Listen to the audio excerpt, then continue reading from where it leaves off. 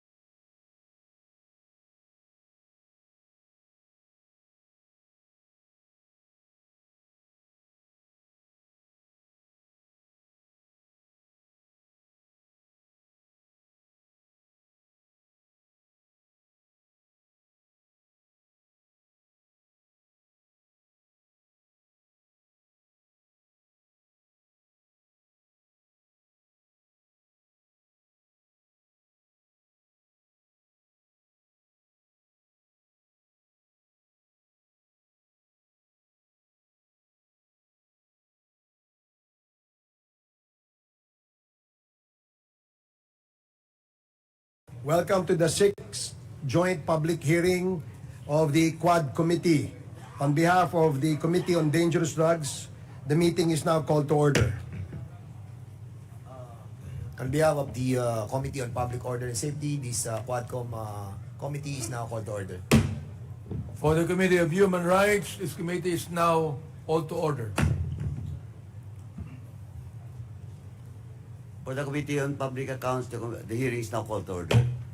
Thank you, co-chairs.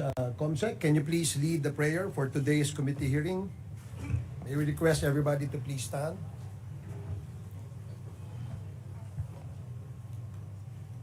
Let us place ourselves in the presence of God. Heavenly Father, as we gather here today, we seek your guidance in our pursuit for truth and justice. Grant us clarity of mind and open hearts as we discuss the rights and dignity of all individuals. May our words be filled with compassion and understanding, and may we be bold in our commitment to uphold justice for those who cannot speak for themselves. Let our intentions be pure, seeking not only our own interests, but the well-being of all. Help us listen deeply, to challenge injustices, and to foster a spirit of collaboration and respect. May our efforts lead to meaningful change and uphold the rights inherent to every person. Thank you for the opportunity to come together in this important work. All this we pray in your name. Amen. Please remain standing for the singing of the national anthem.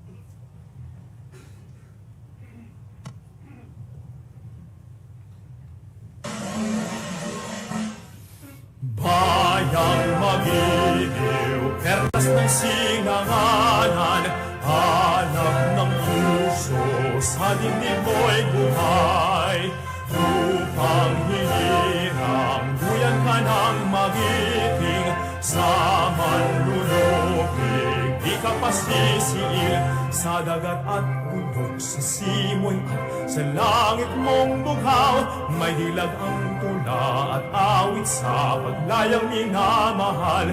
Ang kislap ng watawat mo'y tagumpay na nagniningning, ang bituin at araw niya kailan pa may di magdidilim. Lupa ng araw ng luwalhating pagsinta, buhay ay langit sa piling mo. Aming ligaya na pag may mga api, ang mamatay ng dahil sa'yo.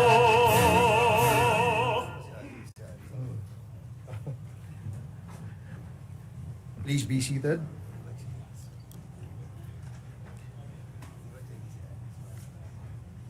Comsec, please call the roll. Mr. Unless Chair, there is a motion. Yes, Congressman Ako. may I respectfully move that we dispense with the calling of the roll. So move, Mr. Chair. There is a motion to dispense with the calling of the roll. Thank you, Mr. Chair. Duly seconded. Hearing no objection, the motion is carried. The next in the agenda is the approval of the minutes of the meeting held last September 12, 2024. Any motion? Mr. Chair, Congressman Ako? may I respectfully move that we dispense with the reading of the minutes of the meeting held on September 12, 2024 and consider it as approved. So move, Mr. Chair. Mr. Chair. Mr. Chair. Yes, Congressman Dago. Thank you, Mr. Chair. Good morning, everyone. I just manifest that as reflected in the previous minutes, there is a missing portion of my interpolation. I think the COMSEC can go back to the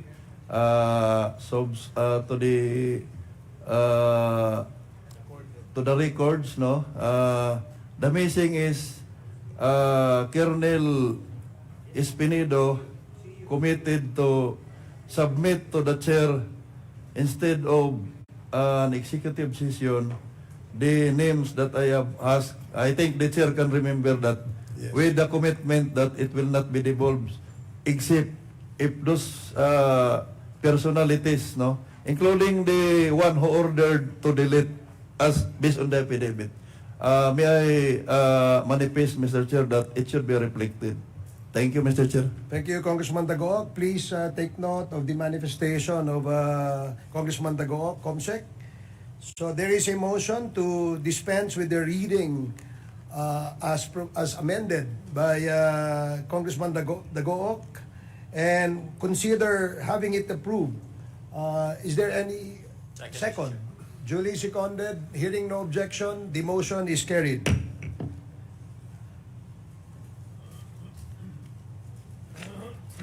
So magandang umaga po sa ating lahat. Please allow the chair to deliver his opening remarks for today's committee hearing.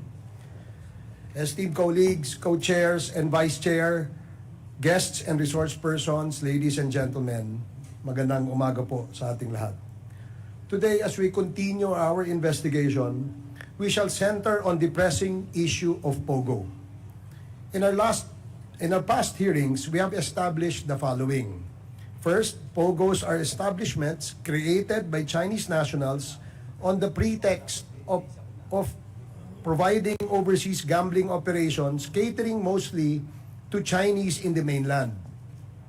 We, however, proved that these operations are actually not legalized gambling as this is not allowed in China.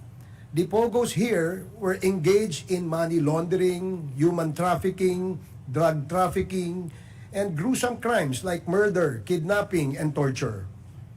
Second, we discovered that the drug money was used to buy influence, corrupt the government system to obtain fake Filipino identities in order to acquire real properties, real estate, and other properties where these POGOs are built. The illegal operations of the POGOs are then used to cover and clean the drug money or money from illicit activities. Lahat po ito ay nangyari sapagkat nakipagsabwatan sa kanila ang mga kawani ng gobyerno. Kapalit ang salapi, pumayag at hinayaan ng mga kawani at matataas na opisyal ng gobyerno na sila ay magamit bilang mga protektor, kinatawan at mistulang nag-aabogado pa para sa mga POGO na ito. Di alintana ang kapahamakang idudulot sa bayan, itong mga traidor na ito ay hinayaang yumabong at lumaki ang impluensya at kapangyarihan ng mga sindikatong ito, basta lamang mapuno ang mga bulsa ng kayamanang kapalit ng dangal ng bayan. Ngayon ay magpapatuloy tayo sa pagkilala sa kanila at sisiguraduhing mananagot sila sa bayan. In the light of these challenges, we are here not only to expose the wrongdoings of the past, but also to craft the necessary legislative solutions that will prevent these problems from recurring. Thus, the following proposed legislations are now being studied. Number 1, Philippine adaptation of the Racketeer, Influence, and Corrupt Organizations Act, a United States federal law that provides for extended criminal penalties and a civil cause of action for acts performed as part of an ongoing criminal organization. Number 2, review or amendment to the Special Investors Resident Visa Program pursuant to Book 5 of Executive Order Number 226, Series of 1987, as amended.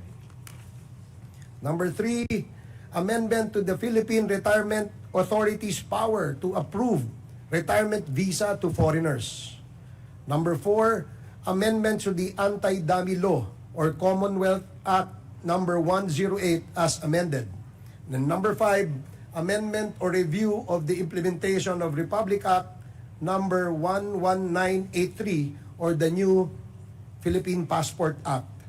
Number 6, the revision of Presidential Decree Number 651 on late registration of birth to stop the proliferation of simulated birth certificates. As we get more valuable information, Quadcom has been getting discrediting remarks, proof that the targets are hurting. Let me take this opportunity, therefore, to remind everyone that the power to conduct investigations in aid of legislation is a fundamental function of Congress enshrined in Article 6, Section 21 of our Constitution. This is not a mere privilege, but a duty to the Filipino people. Congress is empowered to investigate, to compel testimony, and to demand documents when it is necessary to fulfill our legislative mandate.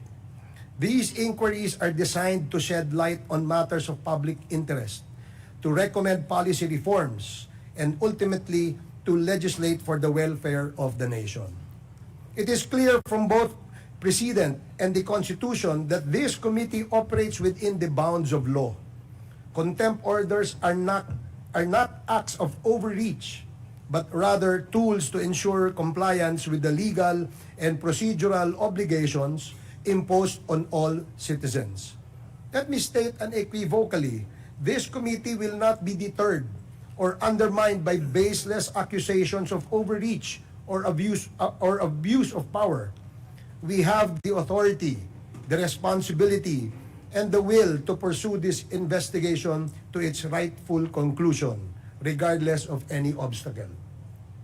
As we move forward, I urge everyone involved, the witnesses, the resource persons, and public officials alike, to cooperate fully with this committee. The people of this country deserve nothing less than the truth.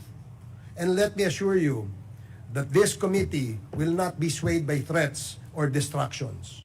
Our mission is to uncover the facts and to ensure that those responsible for any wrongdoing are held accountable. Together, we will continue this fight until we finally get to the bottom of these issues. Magandang umaga ho ulit sa ating mga kasama sa Kongreso at ang ating mga resource persons ngayong umaga. Okay. The next is to deliver his opening remarks is the Chair of the Committee on Public Order and Safety, Congressman Dan Fernandez. You are recognized. Thank you. Maraming po salamat. Magandang umaga po sa ating lahat. Today, as we embark on another day of hearing, discussing certain issues relating on illegal POGOs that was eventually stopped by the government, and no less than the President Ferdinand Bongbong Marcos. Still, we heard certain areas in our country that continually operating their illegal operations. As we are continuing to deliberate in this Quad Committee, these illegal operators operating their clandestine operations without haste. Iba talaga ang kinang ng pera ng salapi sa mata ng ating mga nasa gobyerno at nagpapatupad ng mga batas. Nakakalungkot isipin na after the declaration of the President on the stoppage of this illegal POGO, meron pa rin na nahuli sa Cebu, sa Kawit, Cavite, at just recently sa Cagayan, which turned out na non-operation na, or maybe, just be notified of the impending raid of the PNP. Indeed, yung galamay ng sindikato dito sa operasyon ng POGO ay di tumitigil. Bakit kaya? Napakahaba naman ata ng kanilang PC. Napakadami naman nilang salapi that even with the pronouncement of the President on the stoppage of these POGOs, still, there are certain places where POGOs still exist. Hukayin po natin ang ugat ng lahat ng ito at saan sila kumukuha ng lakas ng loob upang ipagpatuloy ang mga illegal na operasyong ito. Recently, as I've heard in the discussion in the Senate, there were allegations of former Chief PNP who received payola for POGOs. Is this true? Totoo ba ito? Is this the reason why operations in conducting on the stoppage of the illegal POGOs in the whole country are not being implemented? Or they are just stories that need no attention for discussion? Bakit masyado ata madaming pera at bilyon-bilyon ang operasyon ng POGO? From construction of big facilities, buying of lands of certain Chinese corporations, and the financial transaction through bank exchanges of big amount of money. Kung iisipin mo, di lang talaga online gambling eh. Saka hindi lang mga scams ang involved dito, but the money being laundered in this operation are so blatant that need no deep explanation for an ordinary person to understand. Pera to ng droga. Pera to na nanggaling sa Chinese operators na gustong linisin ang kanilang pera dito sa kanilang operasyon sa POGO. Conducting these hearings led by the four committees have not stopped these people in their illegal operations. marami pa rin ang patuloy na nag-ooperate ng kanilang iligal na operasyon hanggang meron sa ating kapulisan at mga nanunungkulan sa ating pamahalaan at lokal na pamahalaan ang patuloy na tumatanggap sa iligal na POGO. Sila na dapat na magpatupad ng pagpapatigil ng POGO must be held responsible as well. Marami pa po tayong dapat gawin. Marami pa po tayong dapat na malaman. Mahirap makipaglaban sa kinang ng salapi na bumubulag sa ilan nating kababayan upang ipagpatuloy pa rin ang operasyon ng POGO. Sa ating mga kababayan, tulungan niyo po kami. Kung meron po kayong nalalaman sa patuloy na pag-ooperate ng illegal na POGO sa inyong mga lugar, buligligin po natin o bulabugin po natin ang ating mga nanunungkulan sa ating mga bayan at mga hepe ng kapulisan na kumilos sa kanilang mga nasasakupan. And without compliance, please, report to the Quadcom and we will act accordingly. Sama-sama po tayo sa pagsugpo ng kasamaan, sama-sama po tayo sa bagong malinis na Pilipinas. Salamat po. Thank you, Congressman Dan Fernandez. The next to deliver his opening remarks is Congressman Benbenito Abante Jr., the chairman of the Committee on Human Rights. You are recognized. Thank you, Mr. Chair. My fellow co-chairs and colleagues in the Quadcom, our resource persons, and at the same time, witnesses and guests. Ladies and gentlemen, magandang umaga po sa inyo lahat. Nakita nyo naman kung gaano ka-passionate kami dito sa hearing na ito. Si Congressman Dan Fernandez po ay maaari na maging preacher later on, mga kaibigan. But I would like to mention and quote to you what a bad person said at one time. Ang sabi niya, and I quote, "The world suffers a lot, not because the violence of bad people, but because of the silence of good people." Ang sabi po niyan, mga kaibigan, ay si Napoleon Bonaparte. Before we begin the 6th Quad Committee hearing, this representation finds it necessary to reiterate our primary purpose, to uncover the truths so that we may produce legislation that will prevent the evils we have unearthed in these proceedings. We are here not only to shed light on past wrongdoings, but also to ensure that our laws will be fortified against future exploitation. There's an old saying that I quote, "The devil is in the details," end of quote. This phrase serves as a powerful reminder for us today. If we are to draft meaningful and effective laws, it is incumbent upon us to gather as many details as possible. The devil, in this context, takes many forms. It exploits the loopholes in our laws, uses gambling as a front for illegal activities, and uses a war on illegal drugs to justify the killing of thousands of innocents. Our duty here as legislators and duty bearers is to gather every fine detail so that we can craft legislation that will not only close these loopholes but will also ensure that these evils can never take root again. In Ecclesiastes 12:14, it is written, and I quote, "For God shall bring every work into judgment with every secret thing, whether it be good or whether it be evil." End of quote. This passage should remind everyone that no wrongdoing can remain hidden forever.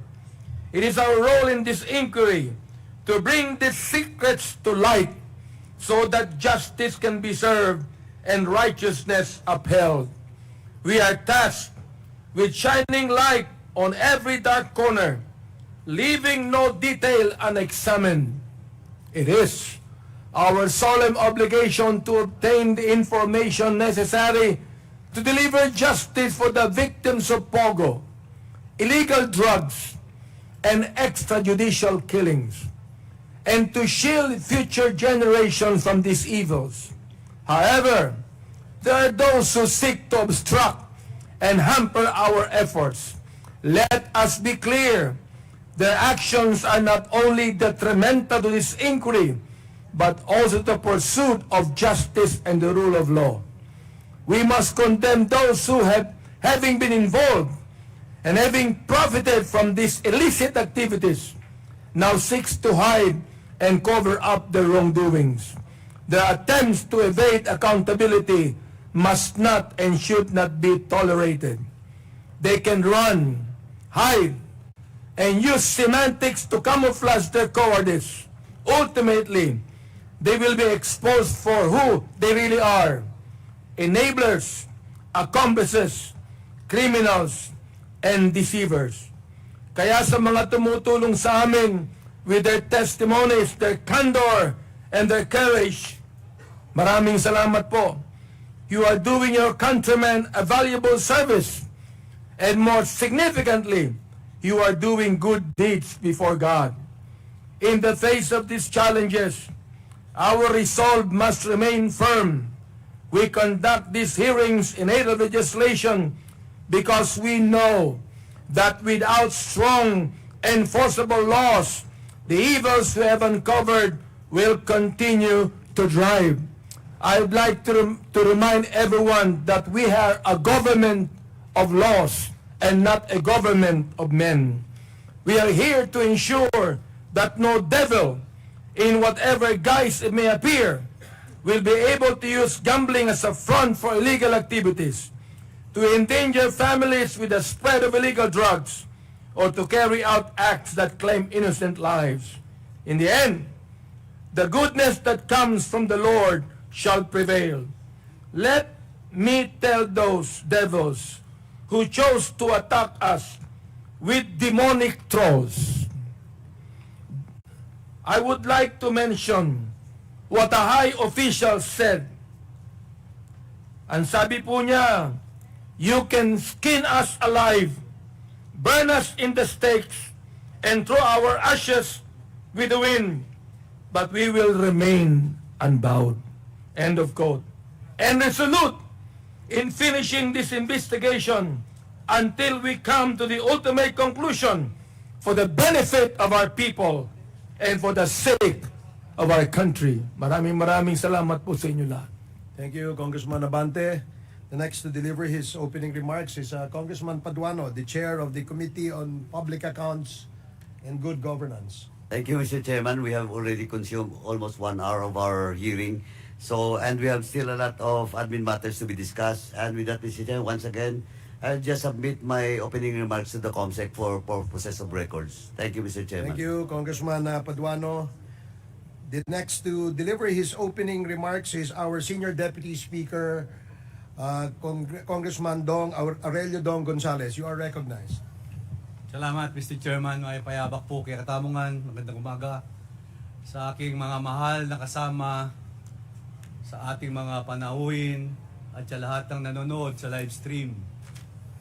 Bilang mga lingkod bayan, ginagawa po namin ang ating tungkulin na nakasaad sa ating saligang batas at mga patakaran ng mababang kapulungan.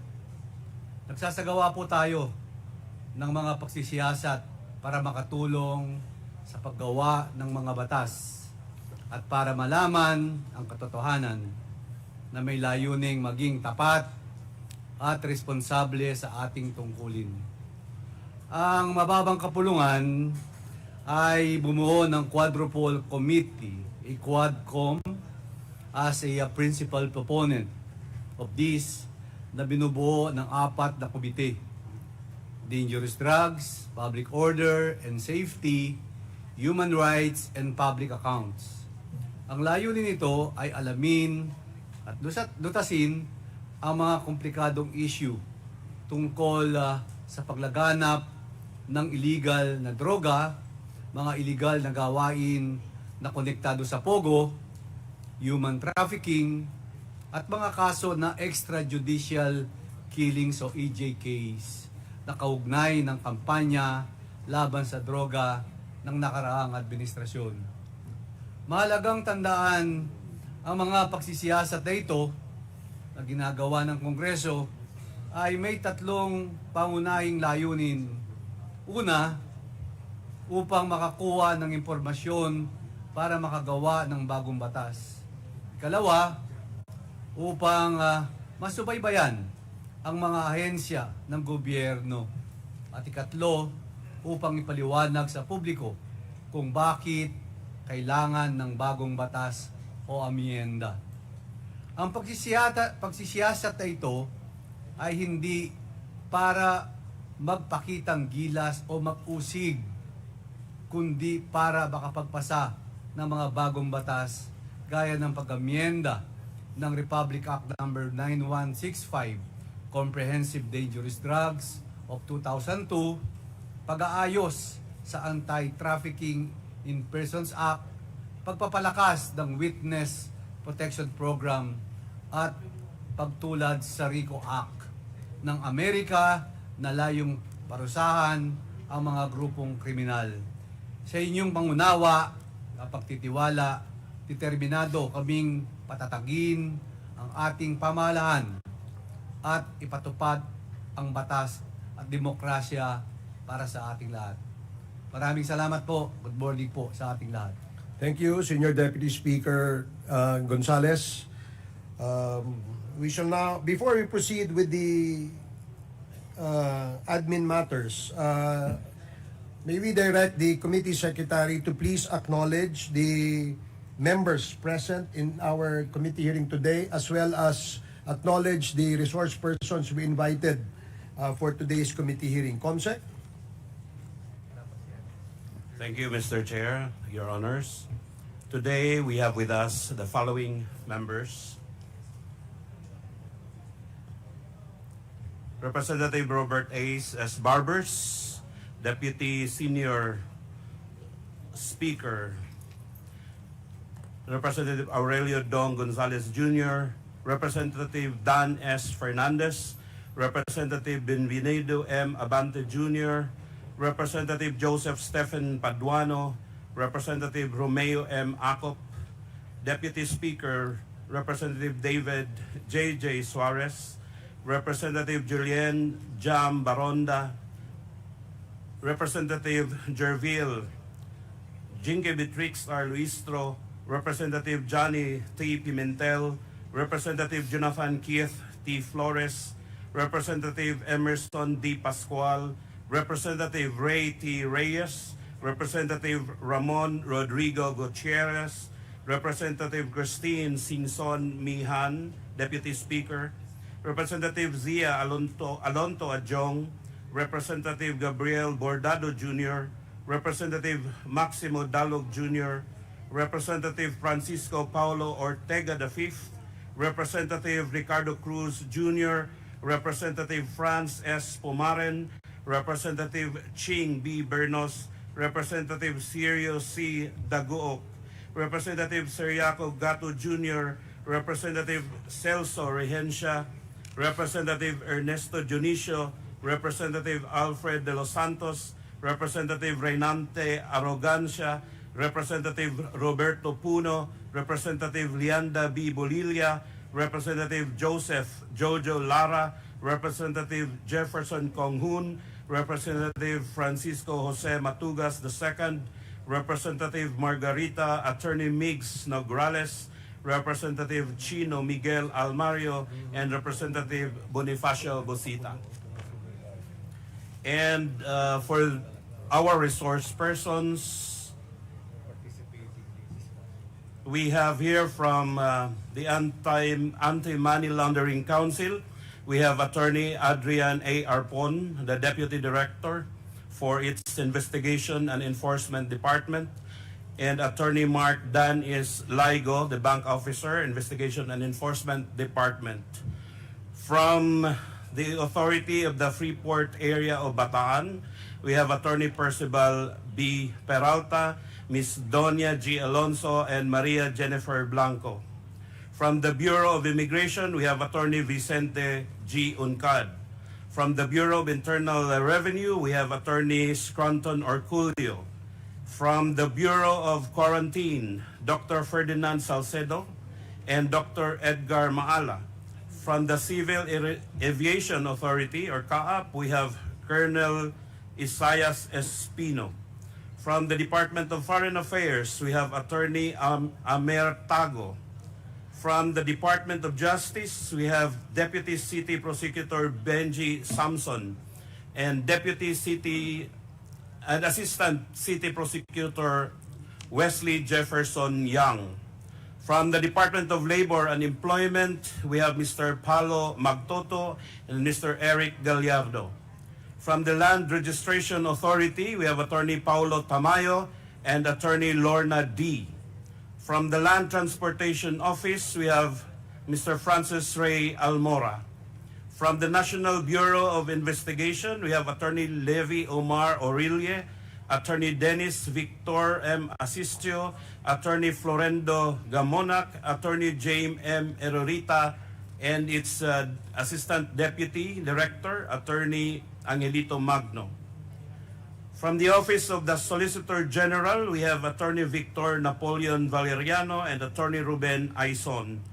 From the Philippine Amusement and Gaming Corporation, we have Attorney Ancherena Paula Francisco and Attorney Joseph Lobo and its Vice President for Corporate Social Responsibility Group, Mr. Ramon Stephen Villaflor. From the Presidential Anti-Organized Crime Commission, we have Undersecretary Gilbert Cruz and Director Winston John Casio. From the Philippine Drug Enforcement Agency, we have its Director General, DG Moro Virgilio M. Lazo. Also from PIDEA, we have Attorney Hil T. Pabilona and Attorney Francisco S. Del Valle, Director Wardley Hemetalia, and Colonel Rolando I. Magno, retired. From the Philippine Statistics Authority, we have Engineer Marisa B. Grande, Attorney Precious Ann Eugenio, and Attorney Joyce Boyungan. From the Philippine National Police, we have Police Major General Romeo Karamat, Police Brigadier General Raul Tagaka, and Police Colonel Llanita. Also, Police Colonel Crescenciano Landicho and Police Colonel Domingo Soriano. From the Securities and Exchange Commission, we have Attorney Sherwin F. Guzon and Attorney Hali Oliver Labayo. From the local government units, we have the Honorable Lisildo D.Q. Kalugay of the Municipality of Sual, Pangasinan, and Honorable Eranio D. Timbang, the Acting Municipal Mayor of Bamban, Tarlac, and Honorable Leonardo D. Anunciacion. And from the PNP Region 7, we have Police Lieutenant Colonel Perjoy Gulayan. Also from the PNP Region 10, we have Police Colonel Salvador Radam and Police Colonel Elmer Cinco and Police Colonel Bacas. And for other key personalities that we invited who are here with us, we have the Honorable former Mayor of Cebu City, Honorable Tomas de la Rama Osmena, and the former Mayor also of Iloilo, former Mayor Jed Mabilog. We also invited key personalities from the different corporations involved in this inquiry, from the Hongsheng Gaming, from Bianchang Holdings and Trading Corporation, Zunyuan Technology, and so far none has appeared in this hearing today. But from the Baofu Land Corporation, we have with us today Alice Lial Guo, also known as Guo Huaping. And from the Lucky South 99 Outsourcing Incorporated, we have Miss Cassandra L. Ong and Miss Ronelyn Baterra. We have no incorporators appearing today representing Whirlwind Corporation, also from the Philippine Sanjay Steel Corporation, There are none who appeared. Sanjia, yeah. That's all for now, Mr. Chair, Your Honors. I'm sorry, there are other representatives who just arrived, sir. We have Representative Salvador Plato and Representative Ron Salo. Thank you, Comsec. Thank you, sir. Now, we will proceed with the disposition of the admin matters that the committee will deliberate. Congressman Paduano, you're recognized. Thank you, Mr. Chairman. Good morning. Anyway, we haven't received a copy of his letter coming from Ms. Raylin Garma with regards to to her request for a medical checkup. As she is suffering from a pain, left neck, and lower ear. And so what's the pleasure of the chairman and this honorable committee? May we, yes, Congressman Ako? Mr. Chair, the protocol that we follow insofar as our committee hearings are concerned is that we get first the opinion of our medical team in this House, Mr. Chair. And after which, if there's a need for the resource person to be brought to a hospital, it should be a government hospital, Mr. Chair. Thank you for that information. Comsec, And you are maybe- directed to coordinate. Ask the director for medical director of the House of Representatives to closely coordinate with a government hospital and bring Colonel Garma in a government-operated hospital. Thank you. Yes, continue. Thank you, Mr. Chairman. Congressman Paduano. We have also received copy of an excuse letter coming from Mr. Froilan Clerigo. He suffered an asthma attack this morning. And when in fact, Mr. Cunanan was also suffered an asthma attack last hearing. And it was confirmed by our HR physician, Mr. Chairman. So I think we'll grant this excuse letter for Mr. Cunanan, Mr. Chairman.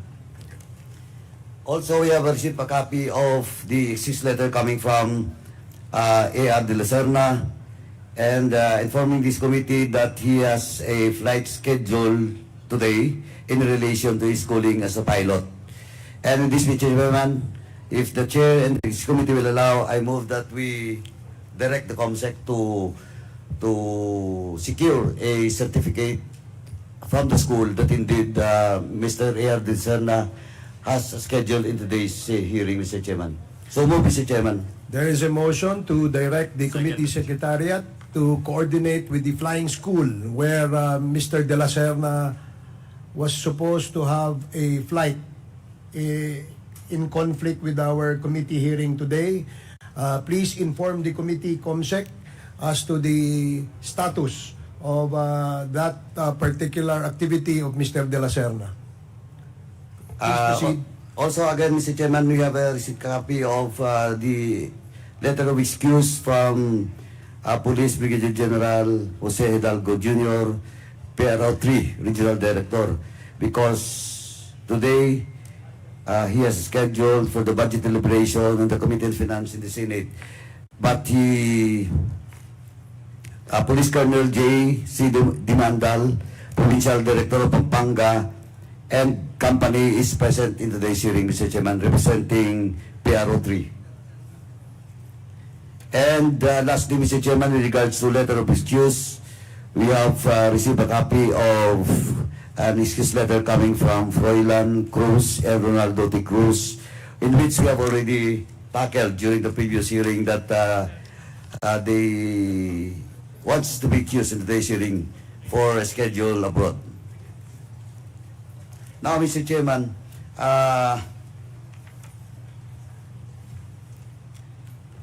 also, Mr. Chairman, we have received a letter coming from the Honorable Paulo Z. Duterte with regards to some queries addressed to the Quad Committee Chairman. So, what's the pleasure of the members of of the chair and the members of this committee with regards to the letter of the Honorable Paulo Duterte, Mr. Chairman.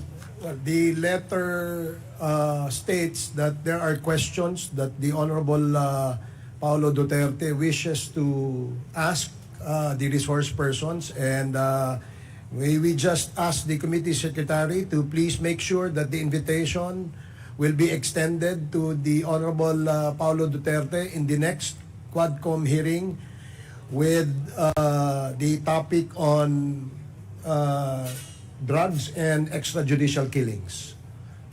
Please proceed. Thank you, Mr. Chairman. We have also received a copy of this letter coming from Ms. Stephanie Mascareñas.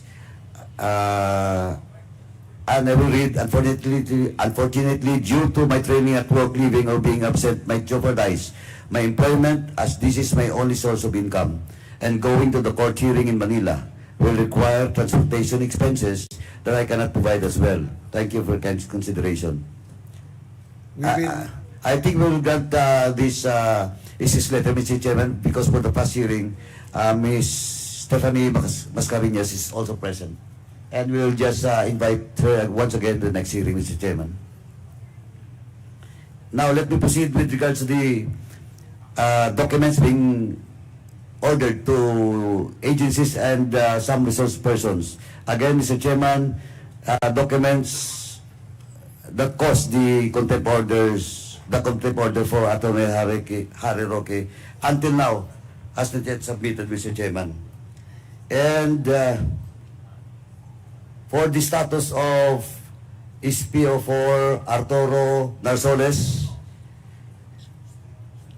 may we ask, Mr. Chairman, the PNP, the NBI, and the BID if they have located or any travel records for Mr. Narsoles, Mr. Chairman.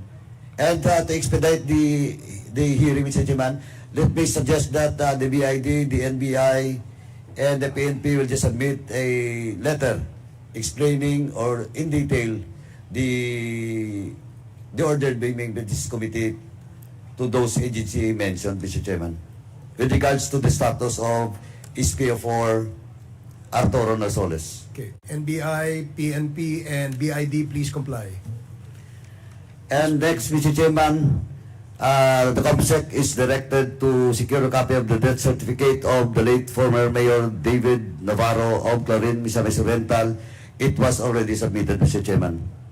The Bureau of Internal Revenue also submitted, Mr. Chairman, the taxation records of Ms. Catherine Cassandra Leong. And I hope a copy of that document will be given to all the members of this committee and includes the chairs. Ms. Cassandra Ong was ordered to submit taxation records, copy of construction agreement, and building plans of Lucky South 999 and Whirlwind, copy of real property tax of Whirlwind, copy of deed of sale of Lucky South to Mr. Cheng, contract of lease between Cassandra Ong and Lucky South, to provide a copy of the land titles of the Northern, and these 5 documents being ordered to Ms. Cassandra Ong until now has not yet submitted, Mr. Chairman. So with that, Mr. Chairman, I move that we issue a so-cause order for Cassandra Leong to submit these documents, Mr. Chairman. So move. There is a motion to issue a show cause order to Ms. Cassandra Ong with respect to the documents being required of her by the Quad Committee. So I think the lawyer of Cassandra Ong is here. So please take note of the request of the Quad. And this is duly seconded. Hearing no objection, the motion is approved. Next, Mr. Chairman, the LRS already provide the documents of the land titles of Northern Cebu Renewable Energy Corporation. Thank you, LRA. And the LGU Makati has not yet submitted the tax declaration of Northern Cebu Renewable Energy.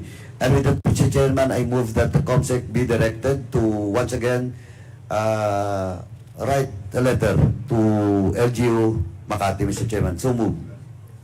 There is a motion to direct the committee secretary to write to the LGU of Makati City with respect to the documents that the Quad Committee is requesting? For the DIDM, PNP, Mr. Chairman, they have already submitted all the documents required from them during the last hearing. Thank you, DIDM, PNP. Now, PDEA was ordered to study on the origin of the drug list, first, second, and third list. And for the information of everyone, we have now DG Lasso, and if given the time, they will present it today in an open public hearing, Mr. Chairman. And for the NBI, conduct a thorough investigation and submit a report on the deaths of 3 Chinese nationals who were killed inside the PPF by PDL, Stan, and Magdadaro. I think it is still ongoing, but please, NBI, submit to this committee a written report on that in today's, before the end of please today's comply. hearing. Please Yes, proceed. Chairman. Now, with regards to the CSR, list of cases being investigated relative to AJK until now, they have not yet submitted. Rise up, supplemental statements of the families of the victims not yet submitted. Police Colonel Galma, copy of assets, ASAL-N, during her incumbency as General Manager of PCSO, not yet submitted. And NAPOLCOM, all pending cases, and those on appeal against PNP personnel from 2016 to 2022, and Civil Service Commission, pending cases against PNP personnel on appeal from 2016 to 2022, not yet submitted.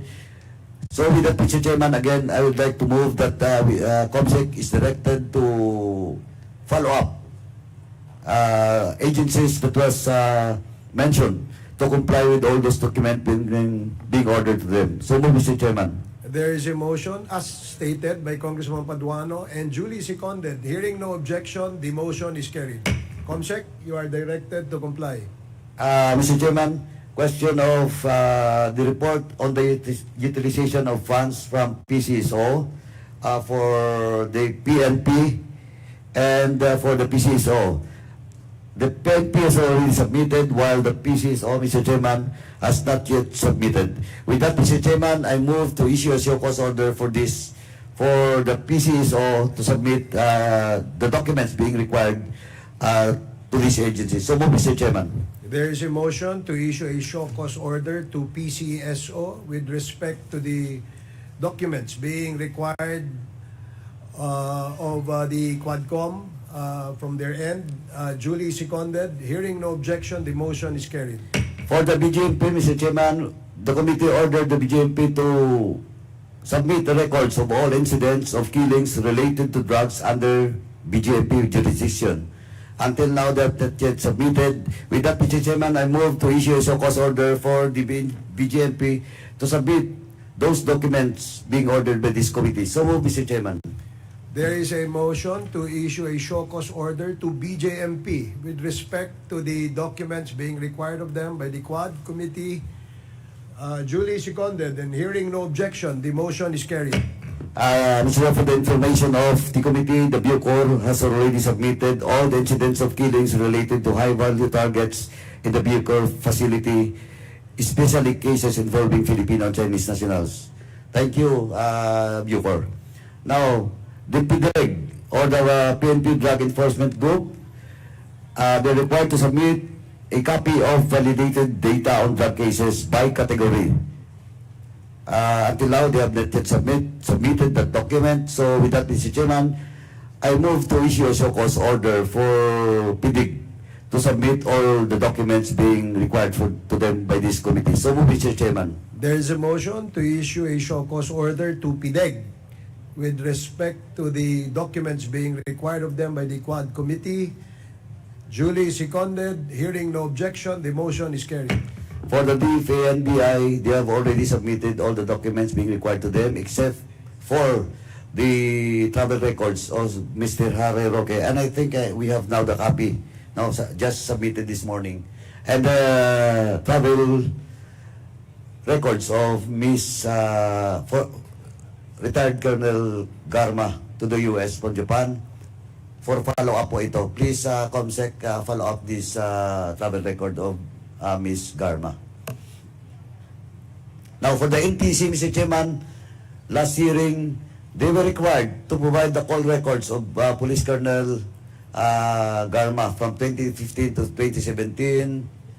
Until now, they have not yet submitted that document. So with that, Mr. Chairman, I move that we issue a show cause order for that documents for the NTC to provide this honorable committee that document, Mr. Chairman. So move, Mr. Chairman. There's a motion to issue a show cause order to NTC. What document is that again?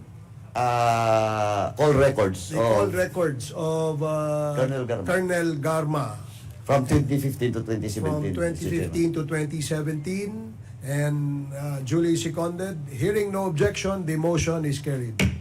And for the PNP, Mr. Chairman, to locate a certain Police Colonel Rocamora, retired. This order was issued on September 12, 2024, and until now, the PNP has not yet reported to this committee.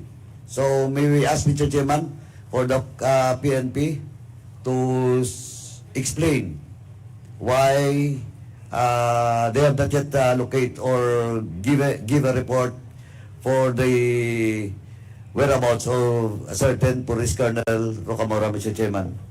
So So move, Mr. Chairman. may we ask the Philippine National Police to please submit a report on the whereabouts of Mr. Rocamora. Tama, no? Rocamora? Yes, Rocamora. Mr. Rocamora, as it is required by the Quad Committee in the last hearing held September 12, 2024. Before I proceed with the last item, Mr. Chairman, let me withdraw my motion with regards to the show cause order to PDIG because the COMSEC has just given to me a copy of the PDIG records, Mr. Chairman. So move, Mr. Chairman. Withdrawal of my previous motion. There is a motion to withdraw the earlier motion made and was unanimously approved by this committee as stated by Congressman Paduano. Duly seconded. Hearing no objection, the motion is carried. And lastly, Mr. Chairman, part of our admin matters, we have now in this hearing voluntarily and wants to deliver or deliver his statement with regards to the issue on AJK and claiming to a victim. And it has, Mr. Chairman, this morning we have former Mayor Jet Mabilog. Good morning, sir. Thank you for coming. And with that, Mr. Chairman, may we ask the members and the chairman to grant the opportunity to former Mayor Jet Mabilog to deliver his short. Mr. Chairman, So may report, tapos before na we muna. proceed to Sadali. Tapusin ko lang muna po. admin matters pa, di ba? Hindi nga, kaya nga, nilagay ito sa atin matters eh. Ito. Okay, alright. Sige. Anyway, Mr. Chairman, once again, may we ask the chairman and the honorable committee to grant Mayor Jed Mabilog unless it will be argued by my co-chair, the future governor of Laguna, Congressman Dan Fernandez. Let us grant Mr. Former Mayor Jed Mabilog the opportunity to deliver his opening statement. Yeah, Mr. Thank Chairman. you, Mr. Chairman. Yeah, Mr. Chairman, ano lang to, isang invitation natin that we forgot, yung Philippine Sangia Steel Corporation because they have not issued any excuse letter for not being present on the day's committee hearing. So, I move that we issue a show cause order to this corporation, Philippine Sangia Steel Corporation and the Yangtze Group Trade Company Incorporated, located at Barangay Baluarte, Taguluan, Misamis Oriental. Ayan. So I move, Mr. Chairman. Thank you so much. And also, the Philippine PBDEG, the Philippine Industrial Authority, which was headed before by Attorney Franklin Quijano and Admin Jose Pompi Labiña and the incumbent PBDEG administrator as well. Thank you so much, Mr. Chairman. So, Mr. Chair. Mr. Chair. There is let me first rule on the motion. There is a motion unless there are amendments you wish to make with the motion. Are there any amendments? None. So let me rule first on the first motion. The motion is to invite the Philippine Sangia Steel Corporation, Philippine Sangia Steel Corporation, PBDEG, PBDEG, and Yangtze Group Yangtze, Group Trade Company Incorporated. duly seconded. Hearing no objection, the motion is carried. Comsec, you are directed to invite the said companies or representatives from these companies in the next committee hearing of the Quad. Yes, Congressman. Parliamentary inquiry, Mr. Chair. What is Yes, the Mr. inquiry? Chair. Yes. I noticed that among our guests invited resource persons, there are first-time attendees to this committee. I'd just like to ask if, especially those who have attended first time to this committee hearing, if they have taken their oath before we proceed with the actual deliberation, Mr. Chair. Just Yeah. like to ask and confirm from the COMSEC if they have, in fact, taken their oath, Mr. Chair. Well, that is correct, Congressman Adjong, but we will proceed with the oath in a while after we dispose of other admin matters at hand. Yes, we will require them to take an oath before we allow them to speak. Earlier, there was a request by Congressman Paduano to allow one of our resource persons present today to deliver a statement. If the statement is in relation to the topics or germane to the topics being deliberated by the Quad, then perhaps we will allow him to deliver a short statement. So I think I just received a copy of his affidavit, and members are provided with copies of the same affidavit. Perhaps we'll give you time to look at it, read it, and before we rule on the request of Congressman Paduano. But before we rule on that, for orderly and smooth deliberation of this committee hearing today, there are ground rules that we wish to implement. And with that, may we ask Congressman, our Vice Chair, Congressman Acop, to please state for the record the ground rules that we will implement in our committee hearing today. You are recognized, Congressman Acop. Thank you, Mr. Chair. For our ground rules for this morning's hearing, number one, only the microphone of the lead chairperson of or presiding officer shall be on unmute mode at the start of the meeting. During the period of interpolation, resource persons shall be given 5 minutes each to state their position or make a presentation in the meeting. Resource persons shall not be allowed to speak or make interjections unless and until they are recognized by the lead chairperson or the presiding officer. Committee members and other House members who want to make statements or ask questions to resource persons shall register with the committee secretary of the lead committee and shall be recognized by the lead chairperson or the presiding officer on a first to register basis. Members shall be given 10 minutes each for their interpellation, excluding the answers of the resource persons. No member, except the lead chairperson or the presiding officer, shall be allowed to speak or make interjections during the course of the interpellation of a member unless and until recognized by the lead chairperson or the presiding officer. Now, on the rule on examination of witnesses, the witnesses before the joint committee shall be examined in the following manner. The testimony of all witnesses before the joint committee shall be taken under oath. Questions to witnesses may be propounded by any member of the joint committee upon approval of the lead chairperson or presiding officer. A witness may present for ruling by the lead chairperson or presiding officer objections on constitutional grounds to questions propounded to the witness or to the production of documents of things required by a subpoena duces tecum.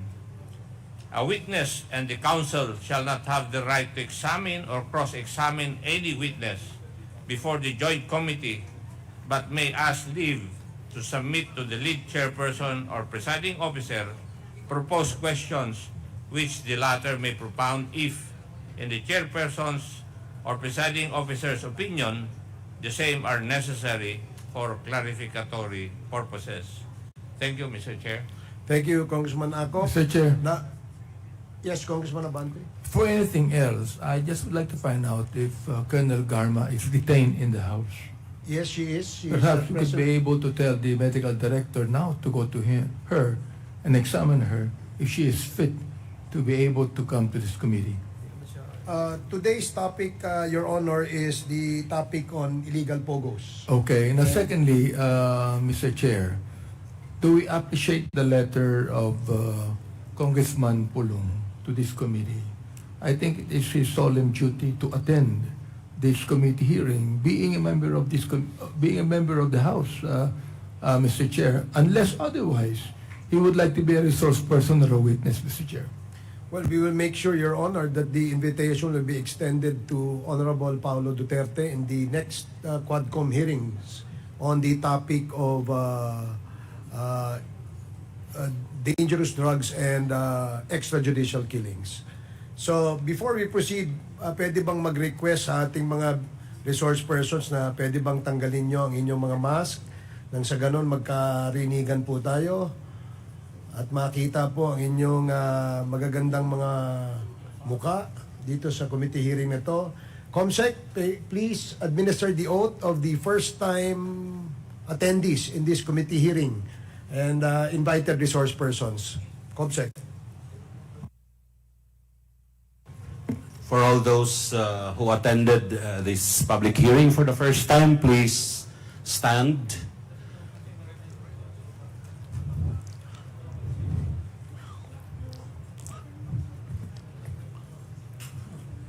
Okay, and please raise your right hand. Do you solemnly swear to tell the truth, the whole truth, and nothing but the truth in this public inquiry? So help you God. Thank you, Mr. Chair. Thank you. Mayor Kalugay, may I know who's that gentleman beside you? You're the mayor, acting mayor now? No, sir. I'm Attorney Joseph Lobo from PAGCOR, sir. I'm sorry. Okay, I thought you were the counsel of Mayor Kalugay. The counsel of our resource persons can sit behind your clients.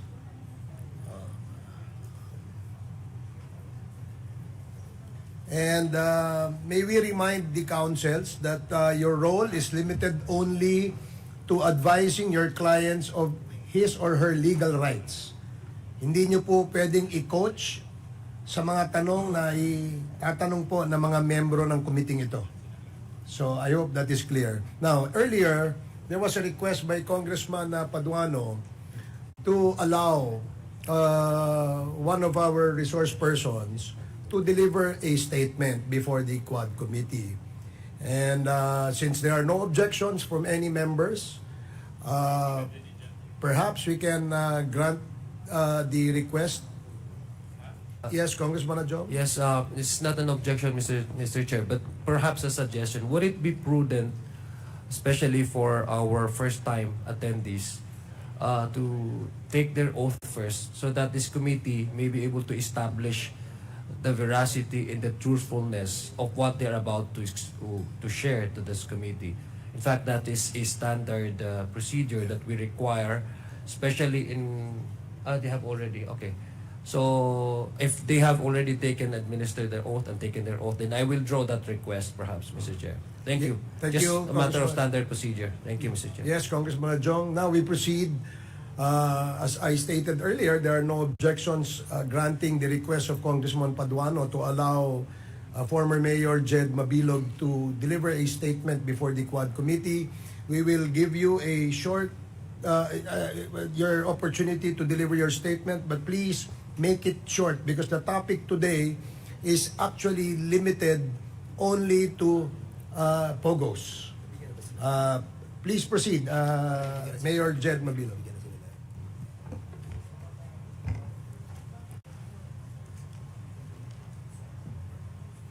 mga iginagalang na mga miyembro ng Kamara de Representantes, Your Honors, good morning. Noong mga nakaraang linggo, nabalitaan ko po ang pagnanais na makapagsalita ako na maging resource person sa hearing ng Quad Committee. And I would like to take this opportunity to thank each one of you for allowing me to speak. Maraming salamat po. Napaisip ako nang marinig ko ang balita. Sabi ko sa sarili, ito na siguro ang tamang pagkakataon na malaya akong kukuha ng lakas ng loob at magsasalita ng katotohanan kahit ako pa ay natatakot at may pangamba sa aking buhay. Una po sa lahat, I declare that I was not and never will be a drug protector. I don't know personally nor did I benefit in any way from any illegal drug personality in Iloilo or anywhere else. After 7 years of exile, dahil sa napolitika at walang basehang mga akusasyon, kaliwat ka ng mga paratang at higit sa lahat mga banta sa aking buhay at sa buhay ng aking pamilya, narito po ako ngayon at humaharap po sa inyo. Naging kabataang barangay chairman, number 1 city councilor, vice mayor, at mayor in 2010, 13, and 16. And was fortunate to have been chosen as the top 5 world mayor in 2014. That also included the former president as a nominee. In the campaign against illegal drugs, as mayor and as mandated by law, I am aware of my authority to set local policies and priorities related to crime and drugs. I'm also aware that under the law, the PNP and PDEA handle crime investigation and response and the combating of drug trafficking and enforcement of drug laws, while the mayor relies on the police and PDEA to implement them. And so when I became mayor, and having made aware that there were existing drug groups in the city, I immediately initiated anti-illegal drug activities, campaign and policies, among others, multiple programs, one of which is to activate the Barangay Anti-Drug Abuse Councils. In 2014 po, according to PDEA, Iloilo City was the first in the country to have 100% of its BADAC activated. In the 6 years that I have been mayor of Iloilo City consistently received national recognitions from PDEA and the PNP in the years 2014, 2015, 2016, and even in 2017 for the comprehensive programs including rehab, logistical support to the PNP and PDEA in their drive against illegal drugs.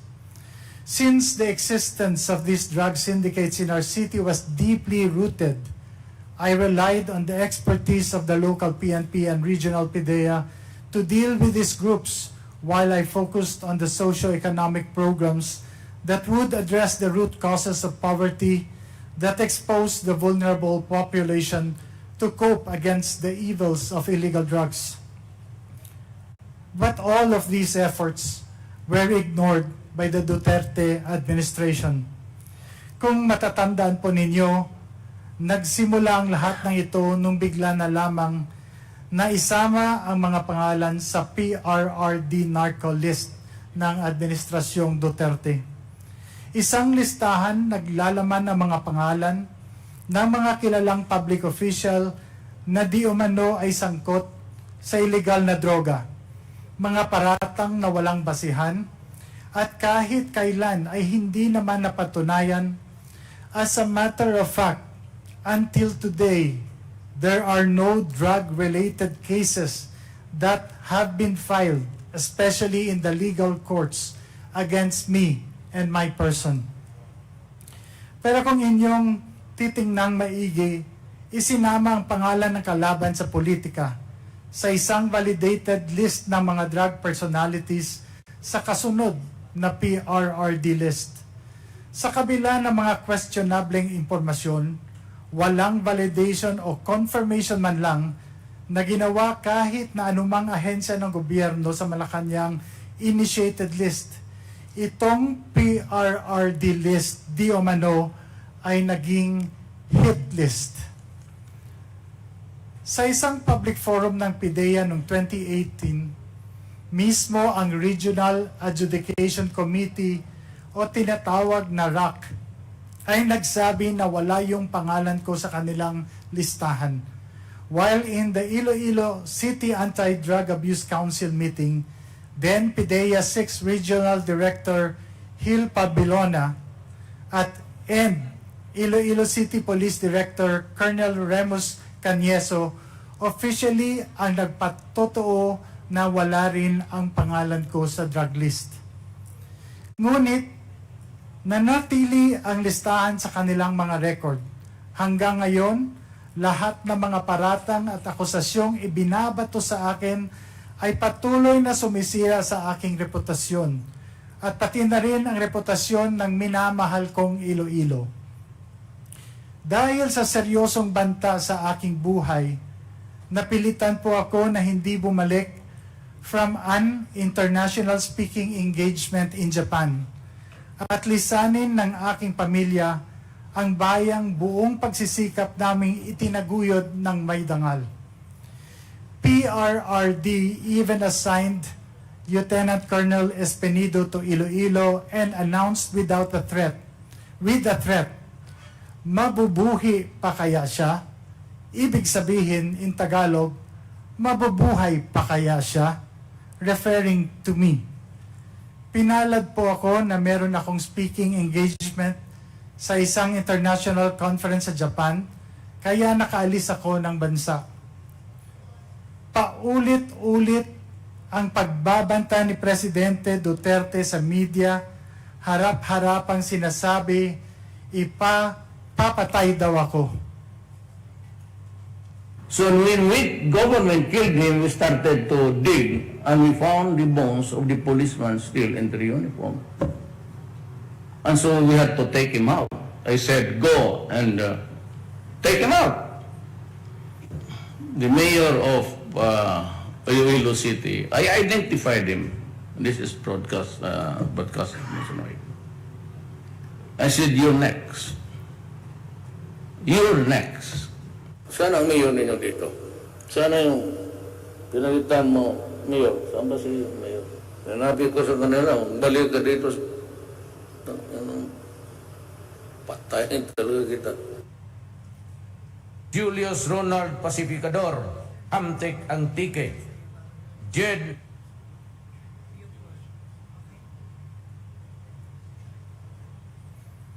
At alam po nating lahat, hindi lamang po ito basta-basta pagbabanta. Kayang-kaya niya pong totohanin ito. Labag man sa kalooban, kinailangan po naming lumisan at wag na munang bumalik sa Pilipinas. On August 28, 2017, I received an unexpected call from former PNP Regional Director Bernardo Diaz. He invited me to meet with PNP Chief Ronald De La Rosa, now Senator, at Camp Crame, Quezon City, at noon the following day. The next morning, on August 29, I arrived at the Ninoy Aquino International Airport at 10 a.m., ready to proceed. But then the call started. First, they moved the meeting to 3 p.m., and then by 5 p.m., it was delayed again, this time to 6 p.m. At around 5 p.m., a PNP colonel called me and, in a voice that sent shivers down my spine, literal po yun, warned me not to go to Camp Crame because my life was in danger. The fear that had been simmering now erupted. Soon after, at 6:32 p.m., my wife, Marivic, received a chilling text from a PNP colonel's wife. Do not proceed. There are 20 men surrounding your house, and if you go to Camp Crame, they will kill you.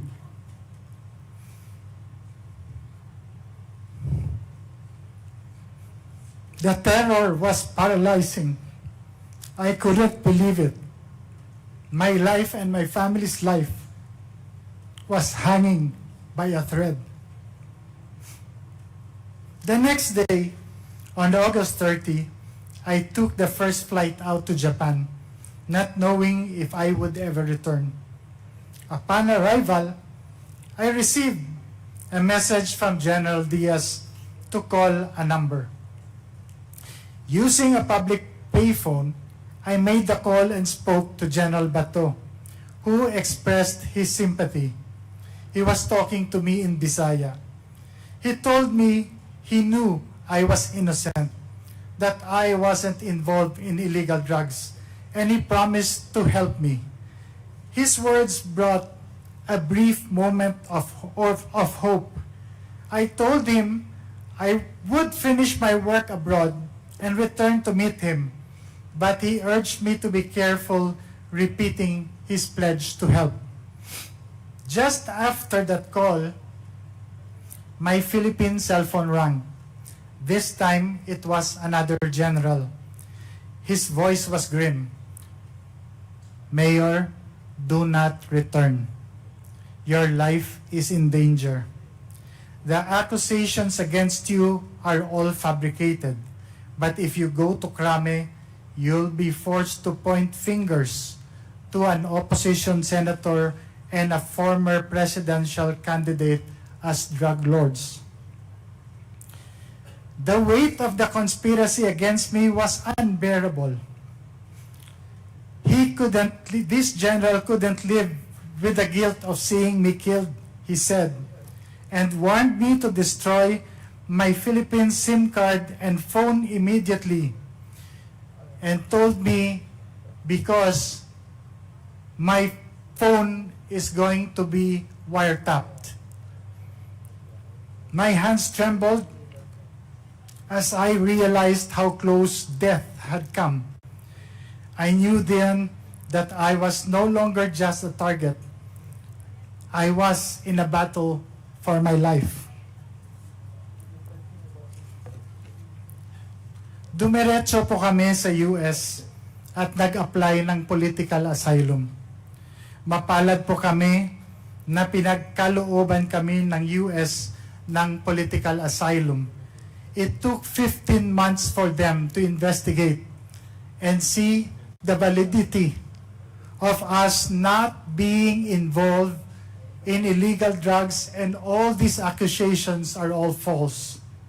Ito ay isang patunay na walang nakitang kadahilanan na ibinigyan kami ng political asylum in March 2019.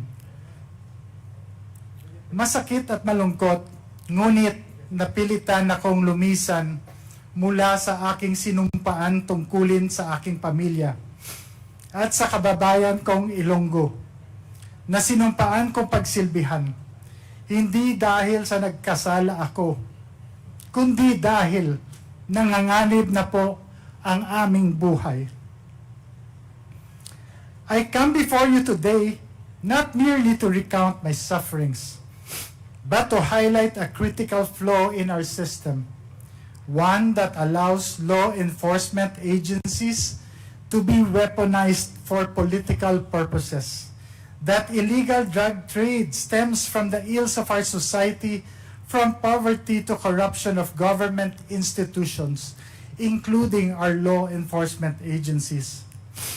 By using state institutions to carry out personal vendettas or silence perceived enemies, undermine the foundation of justice and democracy in our country. Sideline No individual should be allowed to wield such unchecked authority regardless of their position or power. Ang karanasan at ng iba pang mga katulad kong biktima, lalong-lalo na ang mga mayors na pinagbintangan, ay ang nagmulat sa amin sa mga pagkukulang at kakulangan ng ating law enforcement agencies. Kailangan mapatibay pa ang mga institusyon ito upang hindi basta-basta magamit o maimpluwensya ng politika. Masigurong makakapagsilbi ng may integridad, walang kinikilingan at may respeto sa batas. Ang panawagan po namin sa inyo, manguna po ang hustisya at magkaroon ng reforma sa ating sistema, partikular sa pamamalakad ng ating law enforcement agencies. Accusations must be duly validated and authenticated first before any public announcement to avoid shaming and destroying the honor, reputation, and good image of hardworking and innocent persons. Higit sa lahat, panagutin ang mga umaabuso sa kapangyarihan. Sana ang nadanasan naming paghihirap na durog, persecution, trauma, at saka walang-wala ay hindi po mararanasan ng iba.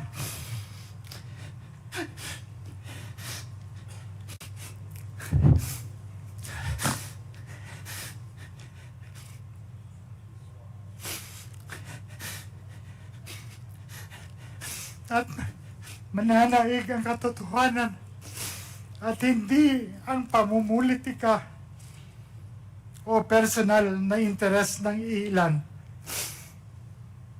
Sensya na po. Maraming salamat po sa Quad Committee dahil 7 taon po.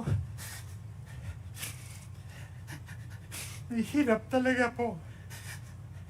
Maraming salamat dahil nabigyan niyo po kami, ako, at ang iba pang mga biktima ng pagkakataon na linisin ang aming mga pangalan at ng mga minamahal ko, Ilonggo at yung Iloilo na tinawag po shabulized. Magandang araw po sa inyong lahat. Dakbanwas ang Iloilo, bugal ko, my city, my pride. I am Iloilo, proud to be Filipino po. Salamat po. Thank you, Congressman, thank you, Mayor Mabilog. We will now proceed with the interpellation. And we have a list of interpellators who have earlier signified their intention to propound questions to our resource person. So those that have not been listed in the list and wanted to ask questions, please approach the COMSEC and have your name listed. So, Mr. Chairman, yes, Congressman Padilla. before we proceed with the first interpellator, let me inform the Honorable Committee and the chairs that this committee has received a copy of an affidavit from former Mayor Jed Mabilog. And I hope COMSEC will distribute it to the members of this committee. Thank you, Mr. Chairman. I believe the affidavits have already been distributed to the members earlier. So we will now proceed with Congressman Johnny Pimentel. You're recognized. Thank you, Mr. Chair. I would like now to direct my questions to the resource persons. Magandang umaga po, Honorable Jed Mabilog. Ano hong tunay na pangalan po natin, Mayor? Your Honors, yung tunay na pangalan ko po ay si Jed Patrick Escalante Mabilog. Ano po ang palayo po natin? Ano ho ang tawag ng mga kaibigan sa inyo? Your Honors, Jed po. Okay, Jed. Saan ka nakatira ngayon, Jed? Pero siguro for security reasons, ayaw mo munang i-divulge yun, hindi po ba? Opo, Your Honor. Anyway, dito po tayo sa sinumpaang salaysay mo. Meron mo kayong sinubmit o sinumite dito sa komitiba. Ang yung affidavit po ninyo dated September 18, 2024. Hindi po ba? Opo, Your Honor. Ito bang sinumpang salaysay mo ay pinatotohanan mo ang lahat ng nakalagay dito? Yes, Your Honor. Wala po bang nag-udyok sa'yo? You have done this on your own free will and accord? Yes, Your Honor. So kung mamarapatin po ninyo, isa-isahin ho natin itong sinumpaang salaysay po ninyo. Sa paragraph 1 po, pinakita ho ninyo dito na medyo matagal na po kayo sa politika. Pwede pang isalaysay ninyo sa amin paano kayo napasok sa politika? Kailan ho kayo napasok sa politika? Nung dati pa, sir, po, Your Honor, I was chairman of the Kabataang Barangay. And then, ito po ang umudyok. Anong taon po yun, Mr. Chair? In, Your Honor, in 1984 until 1986, Your Honor. Ilang taon po kayo noon? Kabataang Barangay, Your Honor, hanggang 18 years old po. So batang-bata pa po kayo. Anong sunod ho ninyong posisyon sa politika? Your Honor, I was city councilor in the year 2004. Ano din pong sumunod? Your Honor, in 2007, I became the vice mayor of the city of Iloilo. And then yung sunod po? Your Honor, I was elected mayor in 2010, in 2013, and in 2016, Your Honor. So, hindi na ho ninyo natapos yung termino ninyo dun sa third term kasi according sa inyong salaysay, nung 2017 umalis na po kayo, hindi po ba? Yes, Your Honor. Umalis po ako nung 2017. At saka nung kayo mayor po, according to your affidavit, you have had several awards. So meaning that you really performed well during your tenure as the mayor of Iloilo City. Can you expound on this? Yes, Your Honor.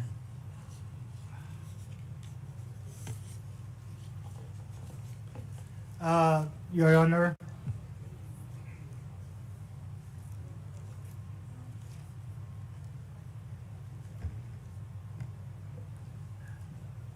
Your Honor, for the international awards for Iloilo City and myself, I have the Iloilo City has been awarded as a service award for business by the Philippine American Chamber of Commerce. Iloilo City was also a nominee for the Lee Kuan Yew World City Prize. We were Livable Cities Champion in 2015 by the Asian Development Bank. I was chosen as one of the top 5 world mayors in 2014 by the City Mayors Foundation. The city was also awarded for bringing Dinagyang Festival to New York. Iloilo City was also given the Gold Award for the Iloilo River Development Project by the 2010 International Livable Communities in Chicago, USA. Iloilo City has the Silver Award for Iloilo River Development Initiatives, Silver Award for the Iloilo Dinagyang Festival in the 2011 Livcom Awards, a second in the Thies River Prize Awards in Brisbane, Australia, and was shortlisted as top 77 in the 2012 New 7 Wonder Cities of the World. Those are the international awards, Your Honor. For the national awards, we have 33 awards, national awards, and among which are the being recognized by PIDEA for our illegal drugs, illegal drugs campaign, Your Honor, for the years 2014, 2015, 2016, and 2017, Your Honor. Among others, Your Honor, would you like me to read the 33? No, I think Yes, Honor.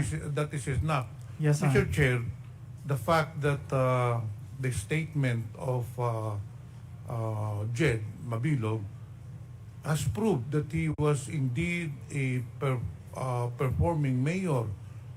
The fact that he has received international awards, local awards, nagpapatunay lang po na ginampanan ni former Mayor Jed Mabilog ang his role and duties and obligations as a mayor. So there is no question, Mr. Chair, based on the awards that he has told us that he was indeed a good public servant. Ngayon, dito po tayo sa paragraph 3. Kung babasahin ko po at kung pwede, paki-explain po sa amin. Despite my hard work and dedication to public service, I was unjustly and baselessly included in former President Duterte's so-called narco list. This inclusion was made without any evidence, investigation, or due process. Mr. Mabilog, Yes, Your sa Honor. tingin ho ninyo, bakit kayo nasali dun sa narco list? Thank you, Your Honor. Actually, Your Honors, I really made several attempts to see then President Duterte just to ask kung ano po talaga ang reason kung bakit po ako naisama sa lista. So, Your Honors, So nakausap mo pa si... hindi ko, never ko po siya nakausap. Okay, so tuloy mo. So, gumawa na lang po ako ng assumptions ko for what these reasons are. Kasi there are several instances, Your Honor, that could probably lead to this. Number one, Your Honor, is I am a relative or second cousin of then Senator Frank Drilon.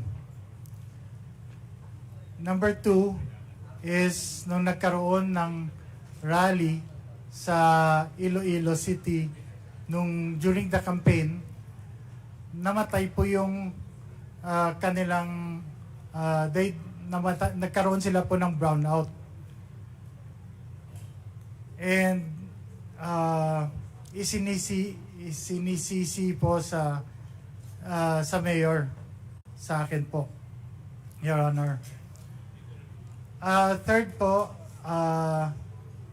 there was an attempt before na gusto niya po makipagkita sa akin during the campaign.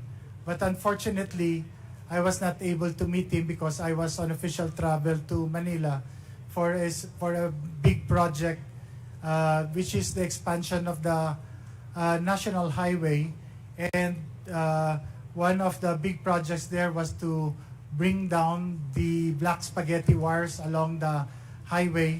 And so I have to meet the PLDT executives to request them to finance the bringing down of their lines. Kasi malaki po yung amount na mag-i-involve. Kanila naman po ang linya, so sila na po nakaset na po yun to meet po the executives of PLDT. So I wasn't able to meet him, sir. Bakit, Mr. Chair, Mr. Mabilog, bakit sa tingin nyo gusto makipagkita sa inyo the former president? I think, Your Honor, I think gusto lang po na sa pagkakaalam ko po, Your Honor, he was going around and was trying to meet with all the other local chief executives. Ito ba ay presidente na po siya Hindi o sa panahon pa ito ng eleksyon? Sa panahon pa po ng election, Your Honor.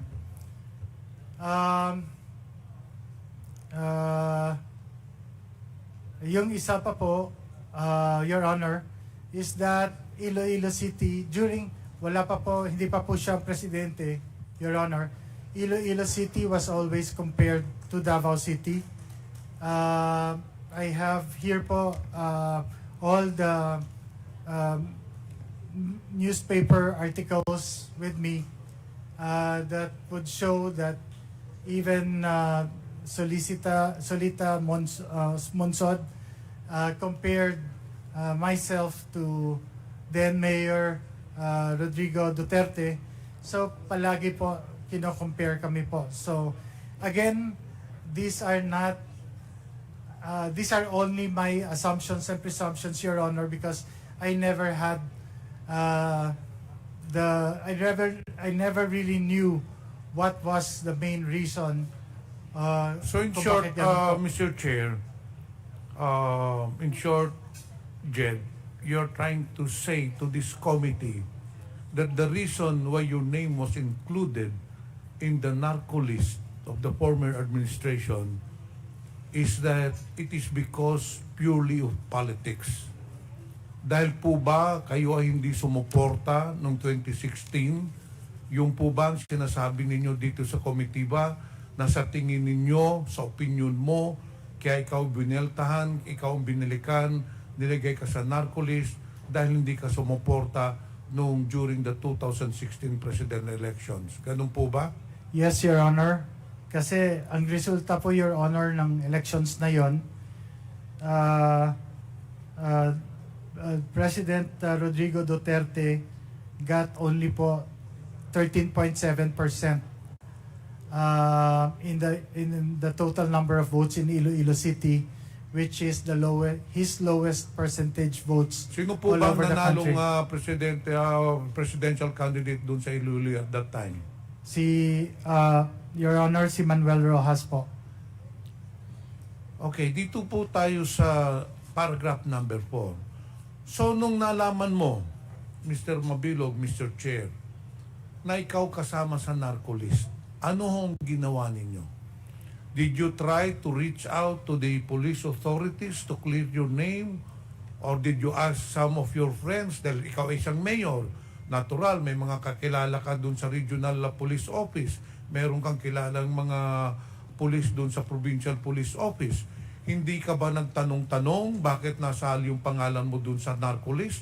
Ano ang ginawa ninyo nung nalaman ninyong kayo ay kasama sa narco list? Your Honor, una po ay meron pong instructions from the Chief of Police to surrender all firearms. And then the next thing... Sandali, Mr. Chair. Sorry, Your Honor. Sinasabi mo ngayon na pinuntahan ka ng Chief of Police para isurrender ang mga firearms mo. Was this after na ikaw ay nasali sa narco list or before ka nasali sa narco list? After nasali sa narco list. After nasali. PRRD narco Okay, list, please Your Honor. proceed. And then, yung lahat na security personnel na naka-detail po sa mayor ay tinanggal. Yung ginawa ko, Your Honor, is pumunta sa then PNP Regional Director na bagong assigned at saka kinausap ko po siya kung ano po ang dapat gagawin. And then I explained to him all these programs that I have undertaken and the City of Iloilo's programs against illegal drugs.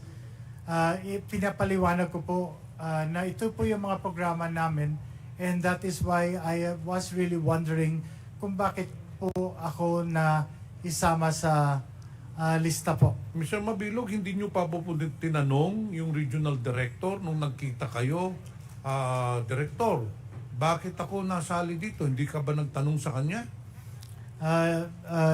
Your Honor, I think I did.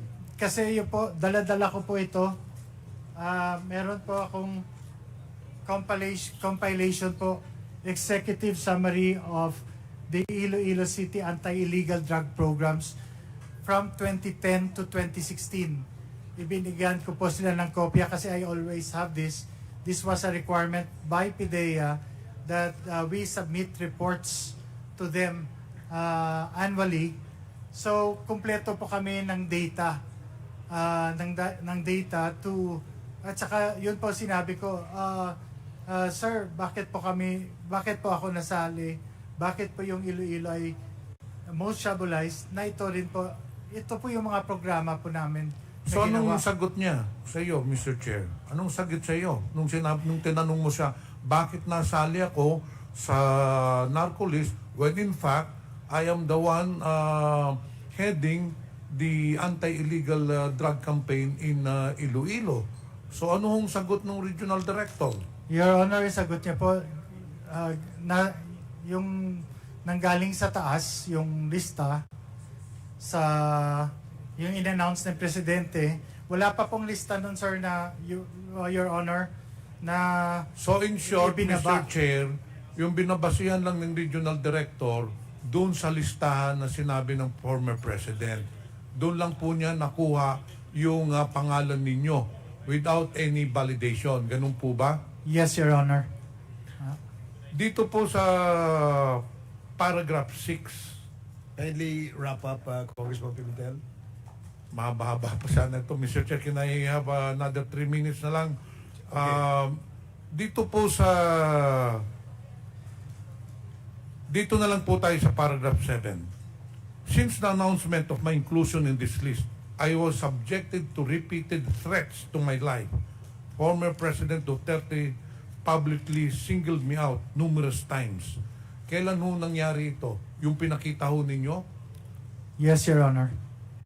Meron ka pang binanggit dito na during in one forum, ito ba ay pinatototohanan mo? Doon sa isang event na sinabi niya, the mayor of Iloilo City, I identified him. Ito po ay sa sinumpang salaysay ninyo on October 25, 2017 during the commemorative session and concert program of the ASEAN Law Association. Tama po ba to? Sinabi po ni former President, the mayor of Iloilo City, I identified him. This was broadcasted. I said, you are next. You're next. Totoo po ba ito? Yes, Your Honor, as have been shown in the video earlier po.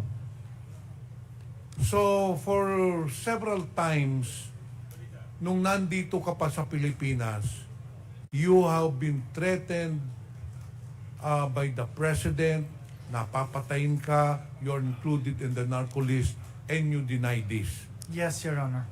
I did deny it, Your Honor. So, Mr. Chair, since my time is up, I just want to establish that indeed, probably or highly likely, Mr. Mabilog was just a victim of unfounded, baseless accusations which was part of the drug war of the former administration. Isa po siya sa mga biktima.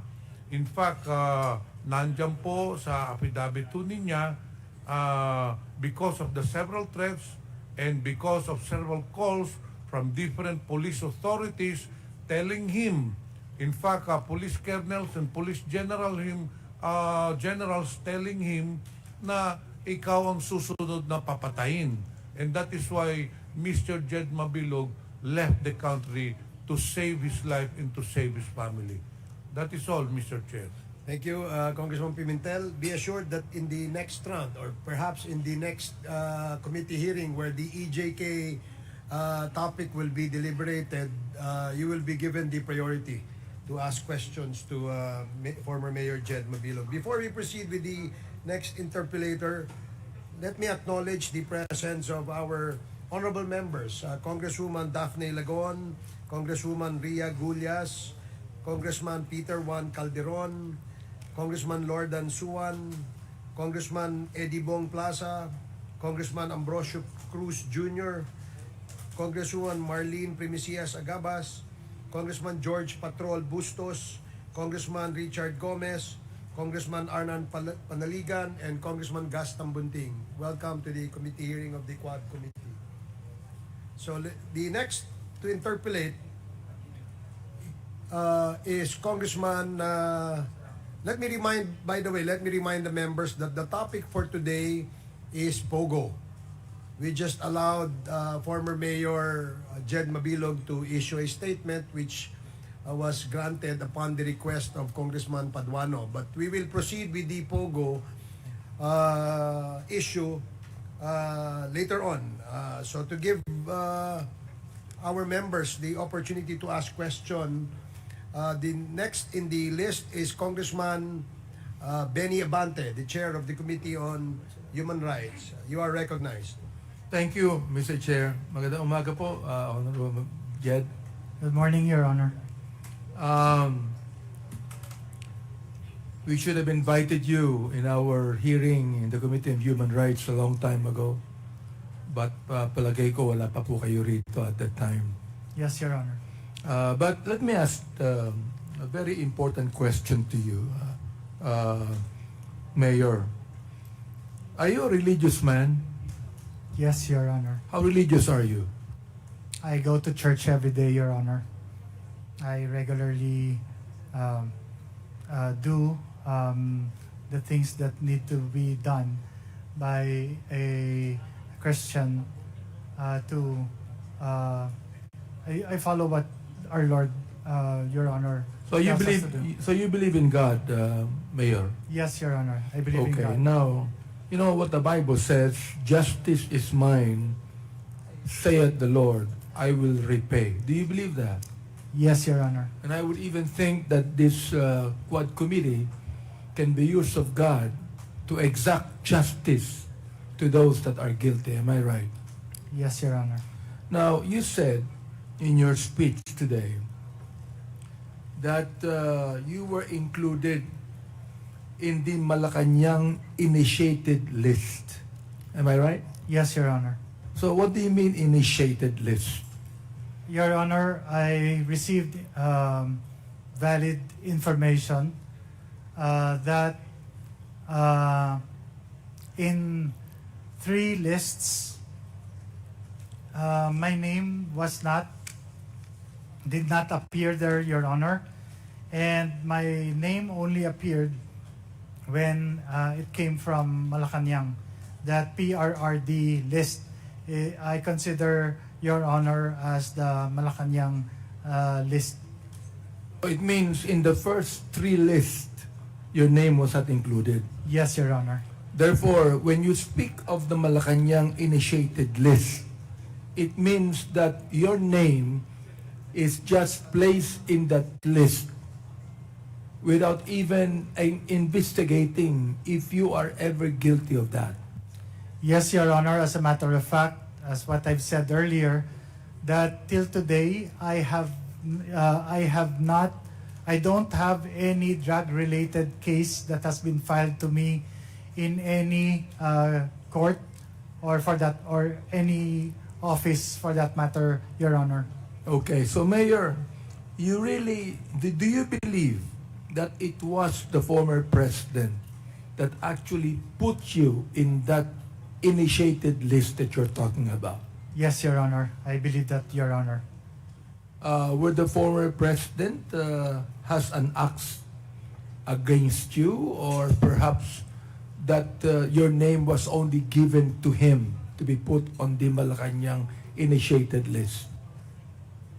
Your Honor, I cannot say or things in behalf of the former president, but I could only assume that yes, it could have happened, Your Honor, that it could have been politics that has made the former president put my name in that Malacanang initiated list, Your Honor. Mr. Chair, I'm very much interested. You said that this is politically motivated. Am I right? Yes, Your Honor.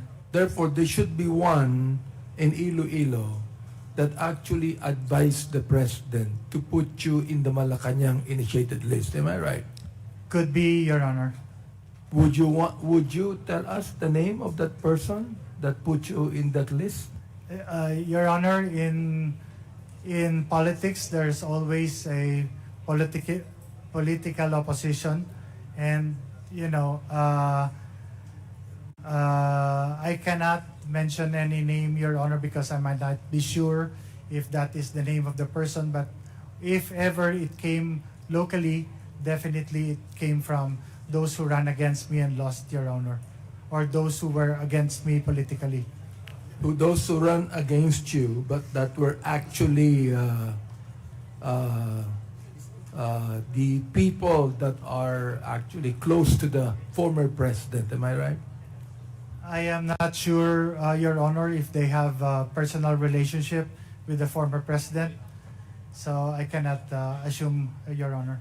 You made a statement in your affidavit, and that's number 6, where you said, in a public forum held on August 8, 2017, PIDEA Regional Director Gil Pabilona and Iloilo City Police Director Senior Superintendent Remus Cañeso declared that my name was not on their drug list. What do you mean by that? In that particular public forum, Your Honor, was the Iloilo City Anti-Drug Abuse Council, where the regional director of PIDEA sits as co-chair, as well as the Iloilo City Police Chief PNP also sits as a member or a co-chair. And they were asked by, as far as I can remember, Your Honor, they were asked during the open forum if my name was in the list, Your Honor, and they said, Your Honor, that as far Your Honor, if I would say, Attorney Pabilona by chance is here with PIDEA, and he said, Your Honor, that my name was not on their list, official list, but there's a different list, PRRD list. And So, he cannot do anything about it. So therefore, you would like to tell this committee that the lists that were shown to you were the first list that your name was not included. But then, as you have said, there is another list where your name is included. Yes, Your Honor. And that is the Malacanang initiated list. And that is the Malacanang initiated list. Yes, Your Honor. So, what did the police director, Senior Superintendent Cañeso, do?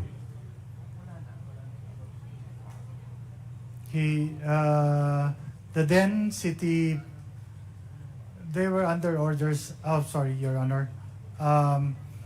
I believe that they were under orders and they cannot do anything.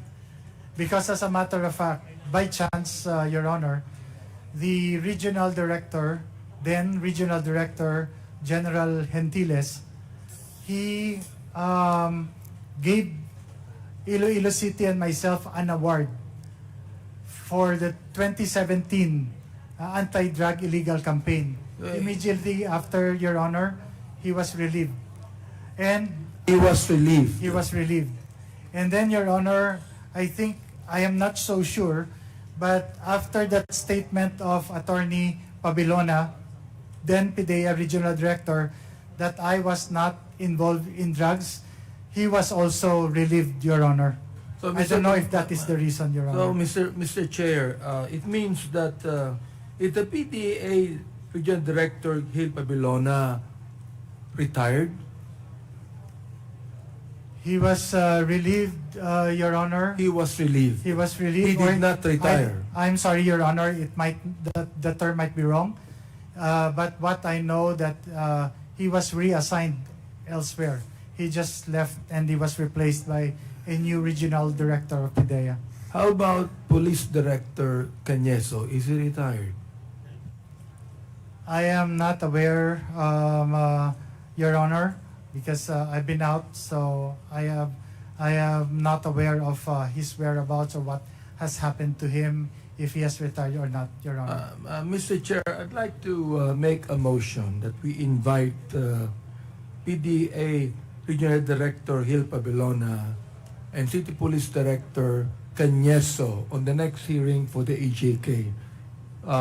So I move, Mr. Chair. Chairman. Yeah, Comsec, you are directed to invite the personalities mentioned by Congressman Abante in the next hearing of the EJK. Yes, Congressman Paduano? Mr. Chairman, just for the information of Co-Chair Abante and this honorable committee, Police Colonel or now General Cañeso already retired. He's a class 89 of the PNPA. Retired na siya. Yeah, retired na po kasi kababayan ko po si But General Cañeso. we can still call him, di ba? And I think Attorney Pabelona was also retired. No, early retirement po. Thank you. Thank you for that. Mr. Chairman, Yes, Congressman Pumara. you mentioned a while ago that we will be focusing our main agenda, which is POGO. But upon the request of the Chairman Paduano, we allowed Mayor Mabilog to make his statement. Now, my main question is here is how many more of our colleagues that will be asking questions for Mayor Mabilog? Well, based on the list that we have, we still have 1, 2, 3, 3 more. Okay, so then after that we can go to our main... That is correct, yeah. Okay, thank you. Thank you, Congressman Pumare. May I continue, Please Mr. Chair? Okay, so ito po, ano, you also said that is Director Lasso here with us of the PIDEA? He is present. Director Lasso, DG Director Lasso here with us, please.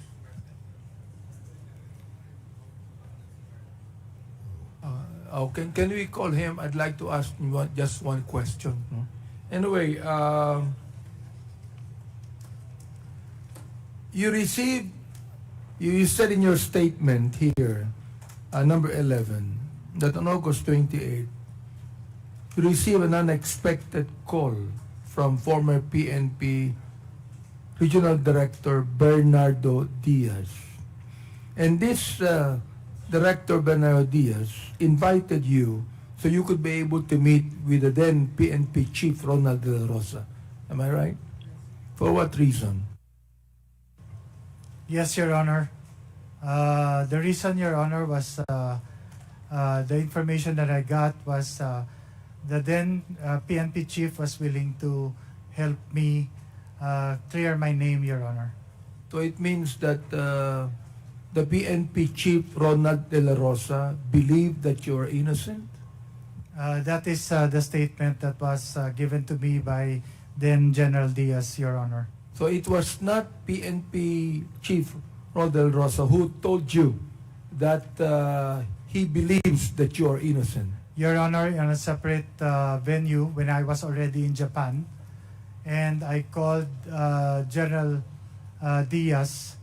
I spoke to General, then PNP Chief General De La Rosa, and he told me to come home, that as soon as I come home from my international speaking engagement in Japan, that I go to Camp Crame to see him, because in his words, Your Honor, he said, if I can say it in his words, quote unquote, Mayor, naawa na ako sa'yo. Tutulungan kita.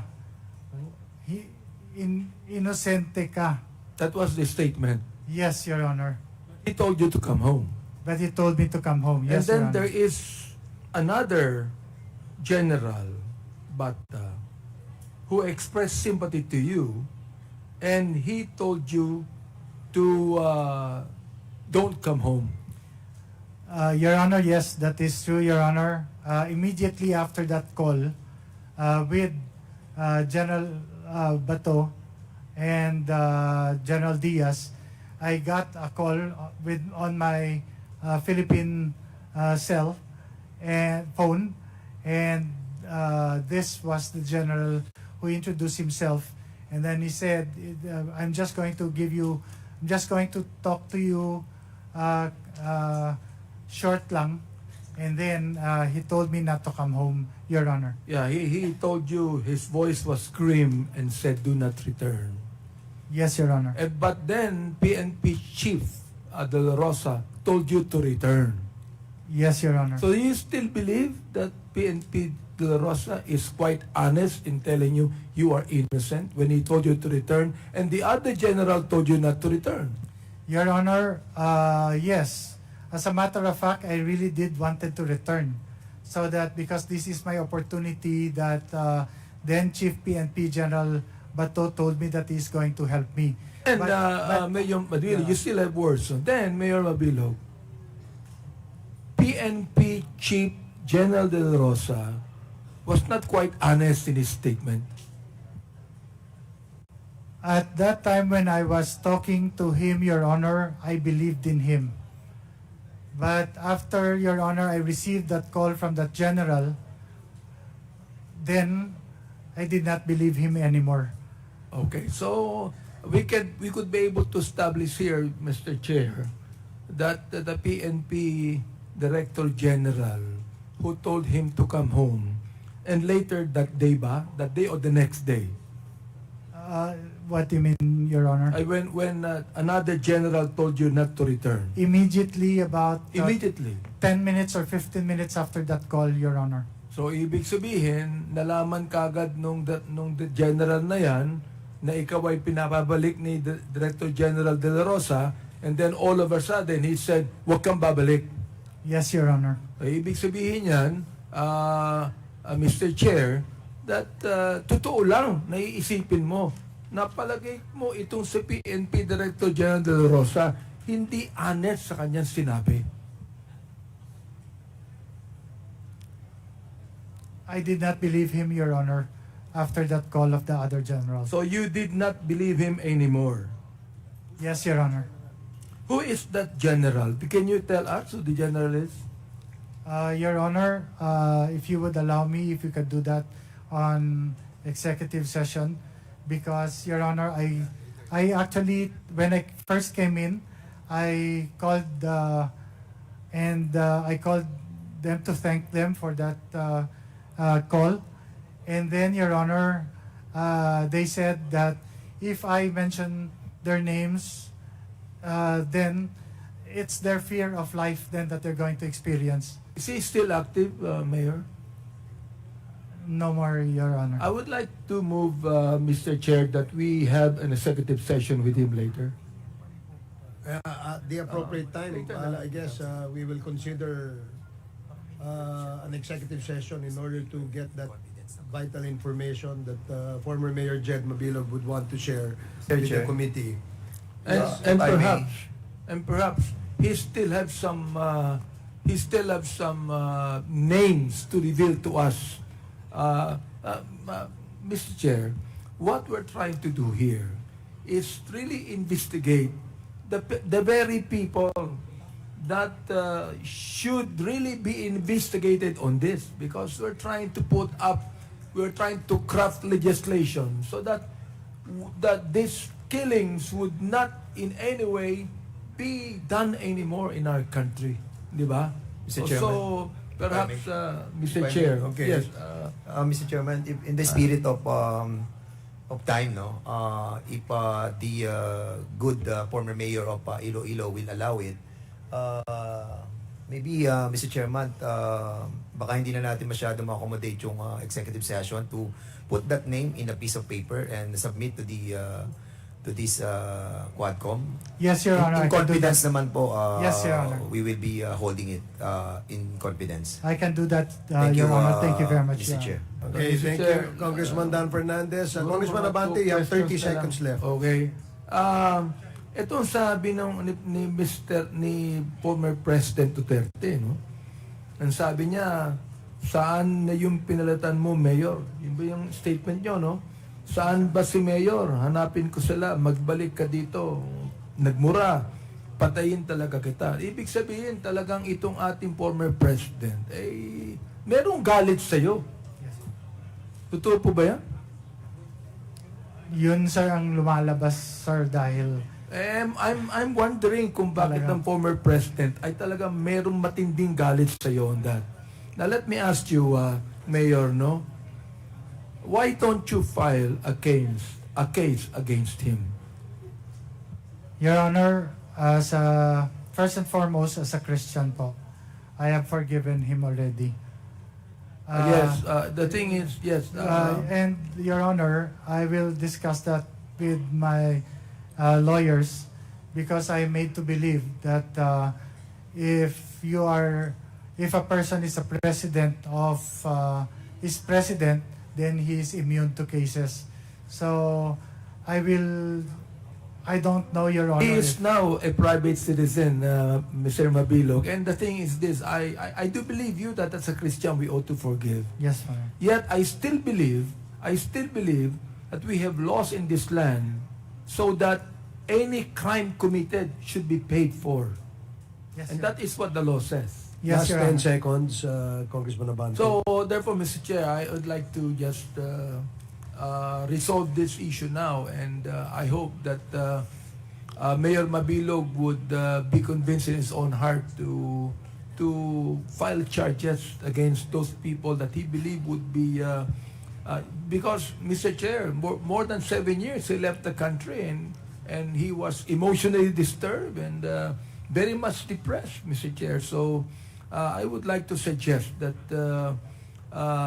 he should file a case against the former president, being a private citizen now. Thank you, Mr. Chair, for that. Thank you, Congressman Abante. The next to interpolate is Congressman Paduano. You are recognized. Thank you, Chairman. I thought it was Chairman Nakap. But anyway, Mr. Chairman, just to go back to some clarity lang po with regards to the statement or the affidavit. But before that, let me acknowledge the presence of Congressman Edward Maceda. Welcome to the committee hearing, and Congressman Ernix Junicio. Thank you, Mr. Chairman. Mr. Chairman, in the Duterte's list during the previous hearing, it was already confirmed and established by retired Colonel Espinido. Now, when I asked Colonel Espinido about what happens in Bacolod City, in my home city, in which one of our councilor was ambushed, no? And after a few months, dahil dun sa recommendation ni Espinido, it was the name of that councilor was delisted. Now, question of the Duterte's list.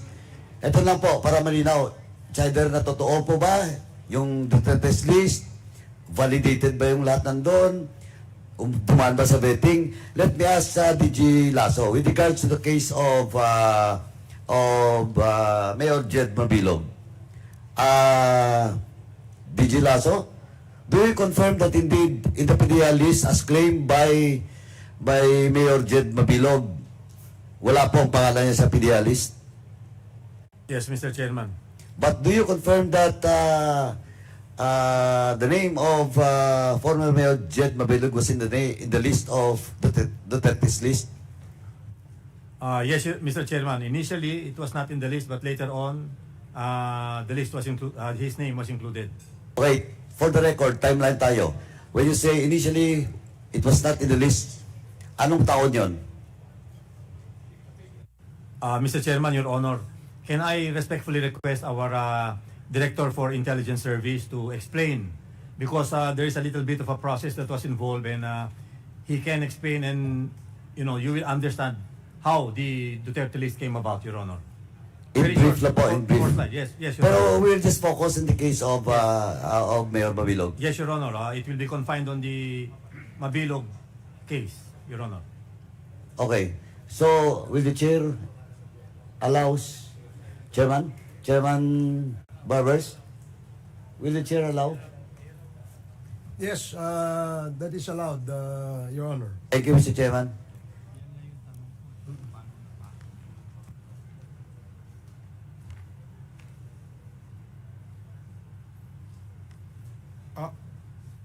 Mr. Please Chair, proceed. Your Honor, sir, I think I have a 2 slides presentation for this, if you would allow. Gaano katagal yan? Baka matagal, Two ubusin yung slides. time ko. That is already the slide, sir.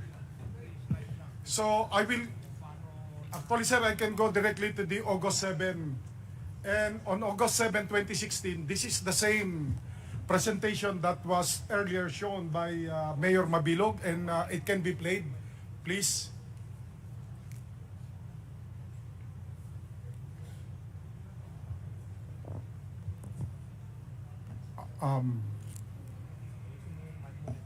Yes, sir.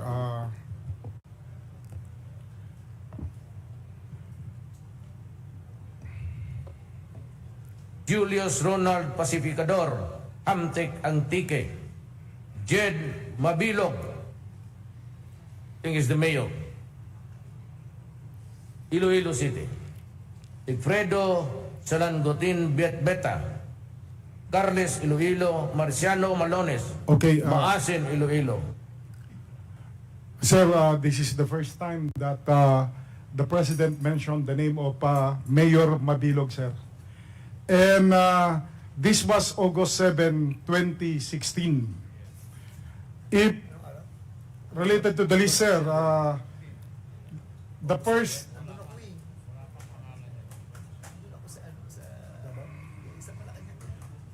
list, sir, actually was obtained by PIDEA on August 20 to 21, sir. And it contains 3,363 personalities.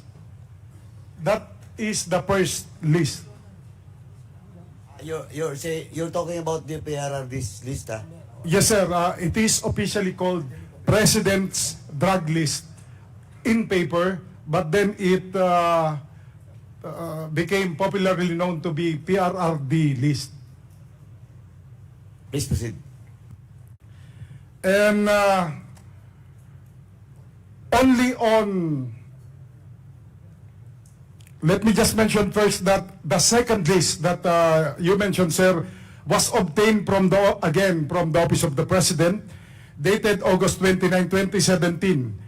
This was merged with the first list, and the number is 6,191.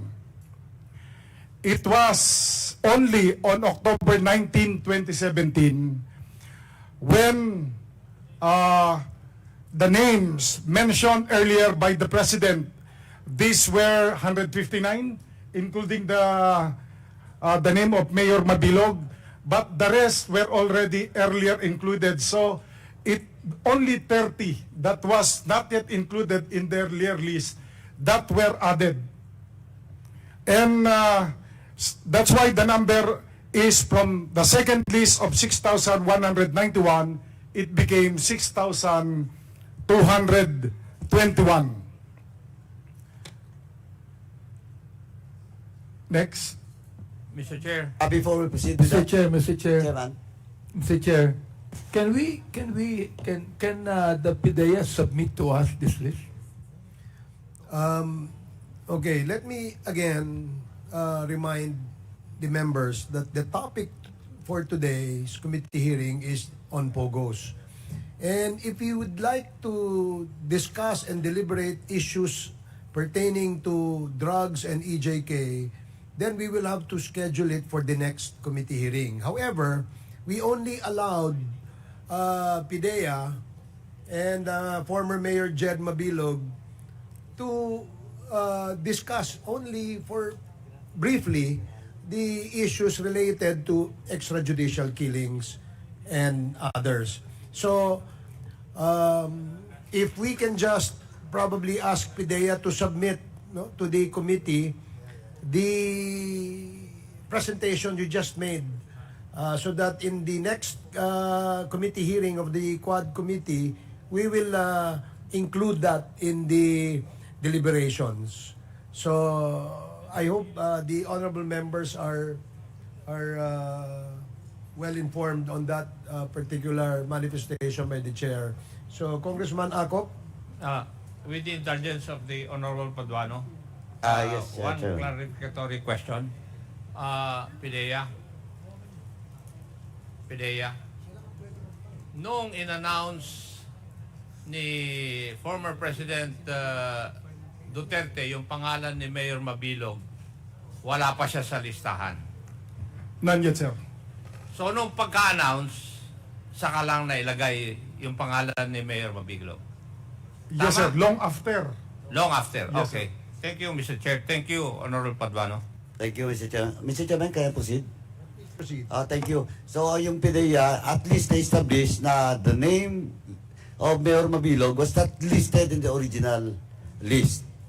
Yes, sir. Okay. No. It was only listed to the question of Congressman Acop that after, after.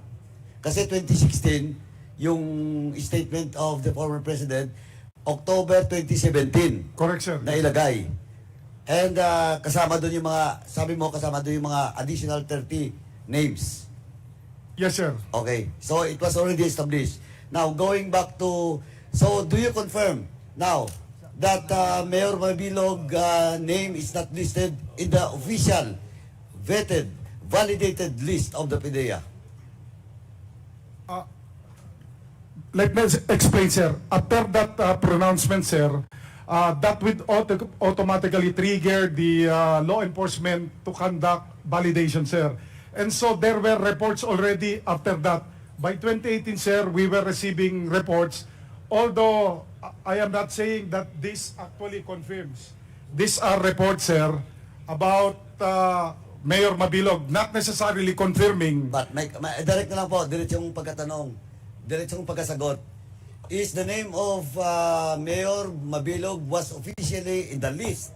Kahit anong taon, in the list of the PDEA? Yes, now, sir. Now? Yes, sir. When was that? Now? After, because we now have the... Hindi, ganito na lang po, para hindi tayo para mabilis. Please submit na lang to this committee.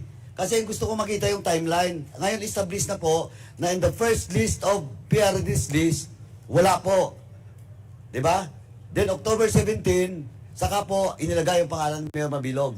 Yes, sir. And, balikan ko lang po, the statement, again, Mr. Chairman, I would just like to manifest the statement that was confirmed by Colonel Espinido during the previous hearing na lahat po ng pangalan na inilagay doon sa PRD's list hindi po validated, hindi po duman sa vetting because in the case of former Councilor Kanotan which was ambushed and after few months through the recommendation of Colonel Espinido, tinanggal po pero na-ambush na po yung councilor namin sa Bacolod City. Yun po ang statement coming from Colonel Espinido because yun po, he has direct knowledge because he is the one that recommends to delist the name of former Councilor Kanotan. Yun po established. Now ngayon, dito kay former Mayor Mabilog, please submit to us those bases and documents that indeed from the PDEA, pinasok po ang pangalan niya. May, Your Honor, sir. Please proceed. Yes, sir, because I have to say yes because there are PRR degrees. We have the first, second, and then the consolidated, and then we have the NDIS. In the NDIS, sir, that is where the name now exists. But in the DIS, it is the official document or list from the PDEA. Tama? Yes, sir. Pero ipinasok nyo ang pangalan pero hindi pa validated yon. No, sir. It's correct, di ba? Yes, sir. Kasi SOP, Standard Operating Procedure, that all the names listed unless delisted by the President during the time is being put to the PDEA and then pinapasok nyo sa NDIS. Yes, sir. And the process of vetting and validation, ipoprocess pa yon, di ba? Tama? Yes, sir. Pag nasa NDIS. Tama? Yes, sir. So, ngayon, it only concludes that all names in the PDEA na galing doon sa PRRD list is not yet validated. Tama? Process of validation dapat.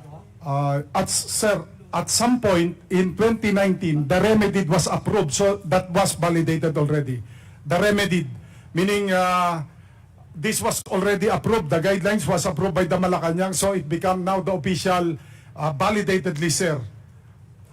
It's, Malacanang during the time of PRRD. yes, sir.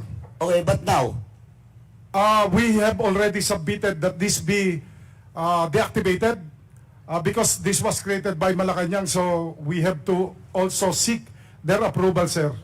It's Now- been submitted. now of the DILG.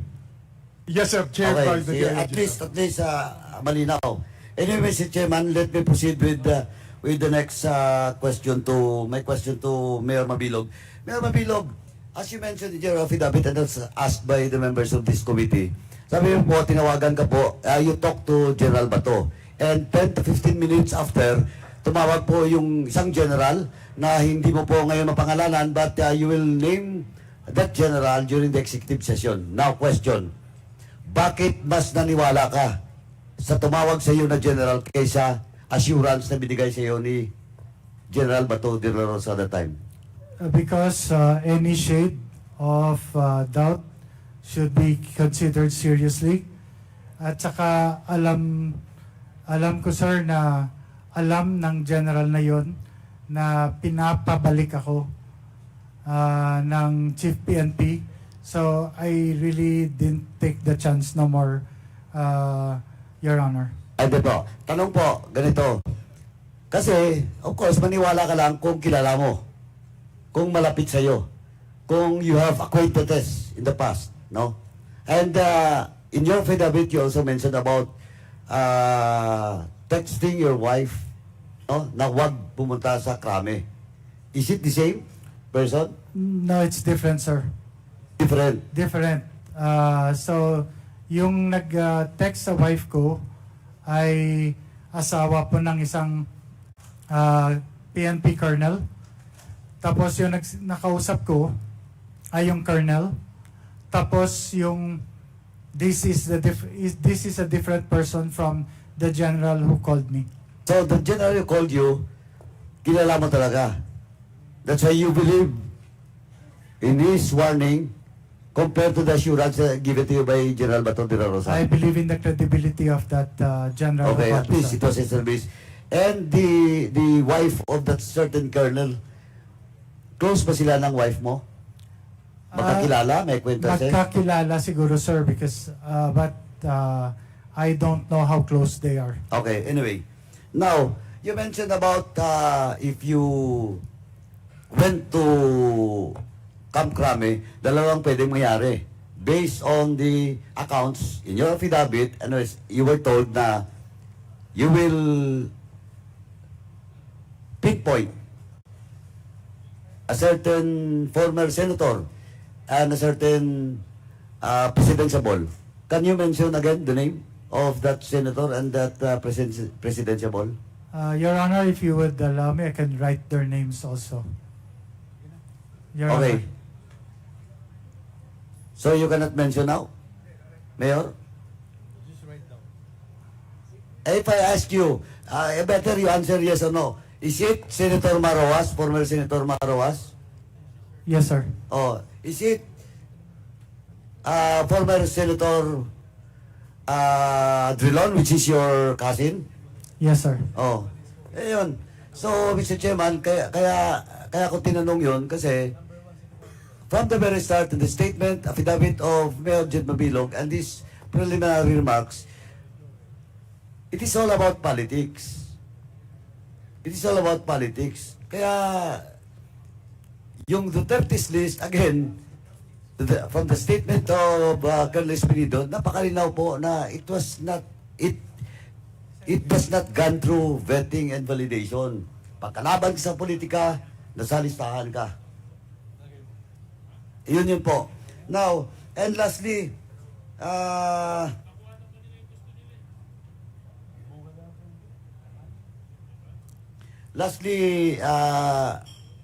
question of, ano ba yung in the US, when you applied for asylum, political asylum ba yun?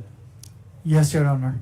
So you were granted after 15 months, Your Honor. 15 months. That was when?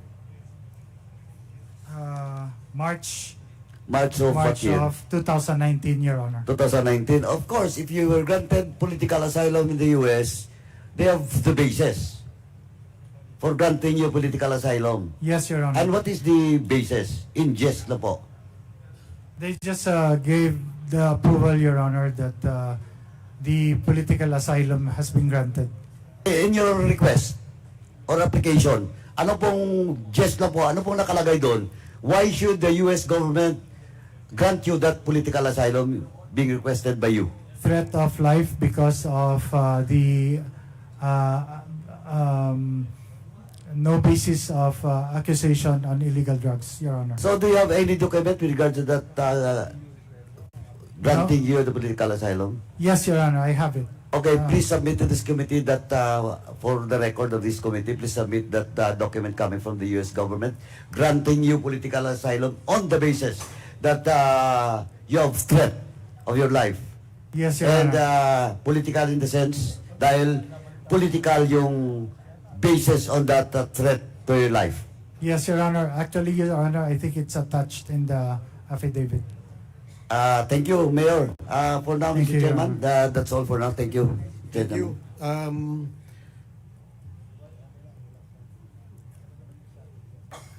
Next is Congressman Richard Gomez, but before that, let me acknowledge the presence of Congresswoman Cutie Del Mar.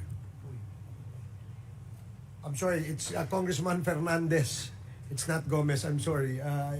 Congressman Fernandez, you're recognized. Okay, ano lang, briefly, in the interest of time again, medyo mahaba pa po tayo. Pogo tayo talaga ngayon today. So,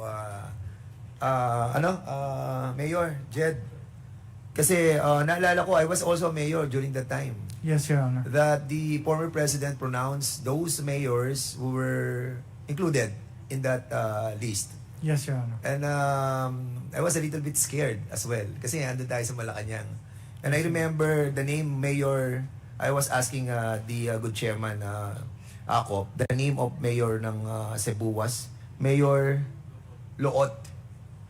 Yes, Your Honor. And were your name mentioned in that meeting in the Malacanang during that time?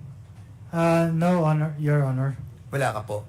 Pero do you remember the time that you were called in ano po sa PNP? Wherein there were a lot of mayors as well? Yes, Your Honor. Kasi I saw you in the video during that time. Yes, Your Honor. Can you recall those names of those mayors? I'm sorry, Your Honor. Like sila Mayor Cesar Perez ng Los Baños, Laguna. I cannot, I'm sorry, Your Honor, but hindi ko po masyado, I cannot remember the Pero names, medyo Your Honor. marami kayo na. There were a lot of mayors, Your Honor. Most likely mga ilang Lahat, po. Your Honors, ipinatawag at saka pumunta doon because Okay. that was the order, Your Honor, that the following day we have to report to Camp Crame, and then we were subject to investigation by a case officer, Your Honor. Oo, Pidea, tanongin ko lang Pidea, briefly lang, ano, kasi gusto ko lang maliwanagan to kasi dating mayor to ng Los Baños, Laguna, si Cesar Perez. Was he included in the first list of that drug list that was released? If you can give me 3 minutes, Your Honor, we can Sige, take I'll it come back immediately. with you, no? Yes, Your Just please educate me on that matter. Mayor, you were saying a while ago that the reason why you being included in that list of the narco was because of politics. Yes, I believe, Your Honor. But me also, I was a Marojas sympathizer. I voted for Marojas. But I was not included in the narco list. Probably, Your Honor, I would say that because the then Senator Frank Dillon is my second cousin.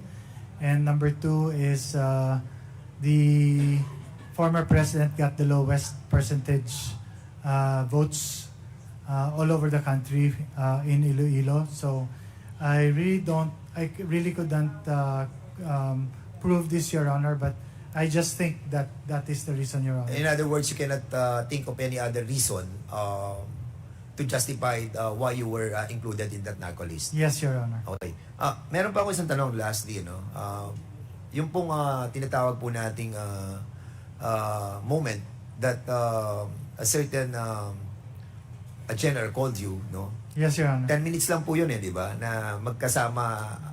About 10-15, yes, Your Yes. Honor. Are you with somebody when they called you in Japan?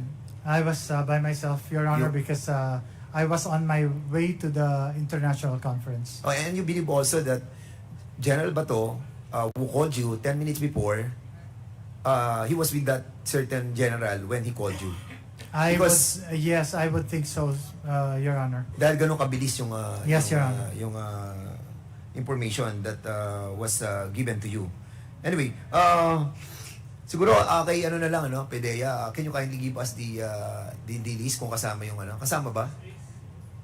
Mr. Chairman, yes, the name is listed. Right from the very start of the Duterte administration, he was already listed as a high-value target. And also, yung kay Mayor Tony Halili. And also the Mayor of Navarro of Zamboanga. These are the things that we need to clarify. Siguro ganito na lang, bigyan na lang lahat ng listahan kung kasama sila sa first list or pag hindi sila kasama, yung second list. Yes, Mr. Chairman. Okay, with that, Mr. Chairman, I'll be yielding back my time and I'll be asking na lang po in the next issue. Thank you so much. Thank you because you have already consumed your time, Congressman Fernandez. The next to interpolate, the second to the last is Congressman Richard Gomez, and then last would be Congressman Acop. Then we proceed with the topic for today, which is POGO. Congressman Gomez, you're recognized. Thank you, Mr. Chair. Mayor Jed, will it be okay if I ask you some questions? Yes, Your Honor. Thank you. I was also a mayor during the time that you were mayor on your last term. Yes, Your Honor. And there are just some things that I'd like to ask. First, are you convinced that during the year 2016, our country, the Philippines, was already in a narco state?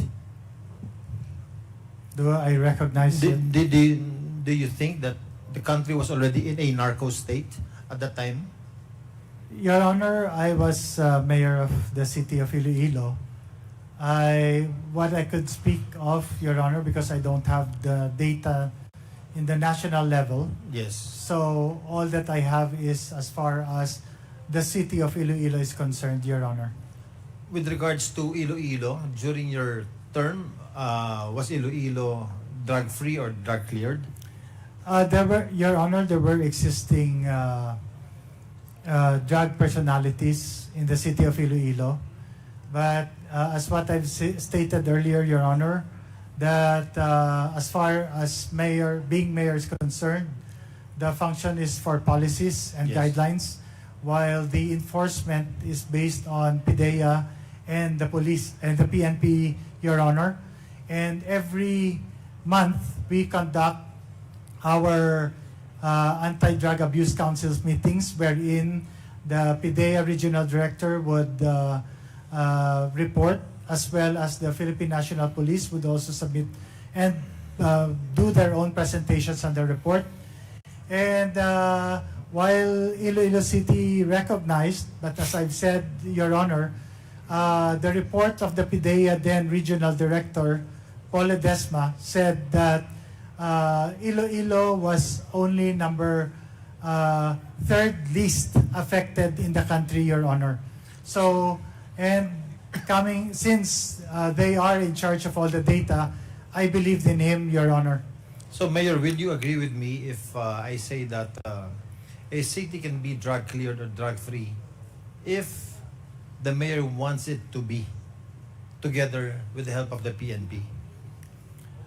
Yes, Your Honor, but again, enforcement, and the enforcement, as mandated by law, is done by PIDEA and the PNP. And yes, Your Honor, this representation has, in several meetings, which is in our, in the agenda, in the minutes of the meeting, that I have called the attention of both PIDEA and PNP to address this matter, Your Honor. And again, the reports are that, especially from PIDEA, that Iloilo City was the third least affected. And so, I believed in him, Your Honor. Yes, the PNP is under the supervision of the mayor. Therefore, if we really would like to strongly fight drugs a mayor can do so, correct? Yes, Your Honor. As a matter of fact, during my time, Your Honor, as mayor, I gave everything that both the PNP and PDEA asked for in terms of logistics, including support in their using the intel funds of that is allocated from the local government, that is with the local government, Your Honor. In spite of all the things that we do as mayors, Mayor Jed, what do you think is really the problem why drugs has continued to proliferate inside a city? As what I've said earlier, Your Honor, it's the system that has not been established. Your Honor, if I may say, in the local government code, the minimum requirement of a local chief executive is only 20 years old. You can already be elected as mayor, Your Honor. Municipal mayor, yes. Municipal mayor, and there are about 1,000 mayors all over the country. Your Honor, when I sat as mayor, the DILG has made seminars, guidelines on what to do on good governance. But never have I attended, Your Honor, anything about illegal drugs from the law enforcement agencies, meaning from PDEA or from PNP. So what I'm trying to say, Mayor, is, Your Honor, is that for us to be able, as mayors or local chief executives, to be able to be equipped with the knowledge on how to address illegal drugs, we have to undergo that orientation, training, or seminar from the Philippine National Police or even from the PDEA on how to address them or even to formulate these policies, Your Honor. Mayor Jed, you've been out of the country for 7 years, correct? Yes, Your Honor. And when did you come back? Just this September 10, Your Honor. Oh, because I wanted to ask if you'll be able to compare the situation in 2016 and right after you came back in the country, if there's a big difference or if there's a difference with regards to the problem of drugs, let's say in your city. I have no data to yes, because you just support came back. my, Yeah. yes, Your Honor. I respect that. Mr. Chair, I asked this question simply for us to see the track record of the former mayor of Iloilo. And in the next hearing, Mr. Chair, I'd like to be given the opportunity to ask more questions. Thank you so much, Mayor Jed. Thank you, Mr. Chairman. Thank you, Your Thank Honor. you, Congressman Gomez. The last to interpolate is Congressman Romiaco. You are recognized. Thank you, Mr. Chair. Natanong na ni Honorable Caraps yung meat ng aking pagtatanong. May I just ask the former mayor, Mayor Mabilog, kung you know a certain Attorney Antonio Piscina? Yes, Your Honor. I know Antonio Piscina. Was he your counselor? No, Your Honor. No. He ran under the opposite party, Your Honor. Would you know if he's also included in the list? Yes, Your Honor. I remember that he was. We were together in the following day that in Camp Crame, Your Honor. And he's still alive? I have no idea, Your Honor. Thank you. How about Mr. Romel Inyon and Bert Vargas? Do you know them?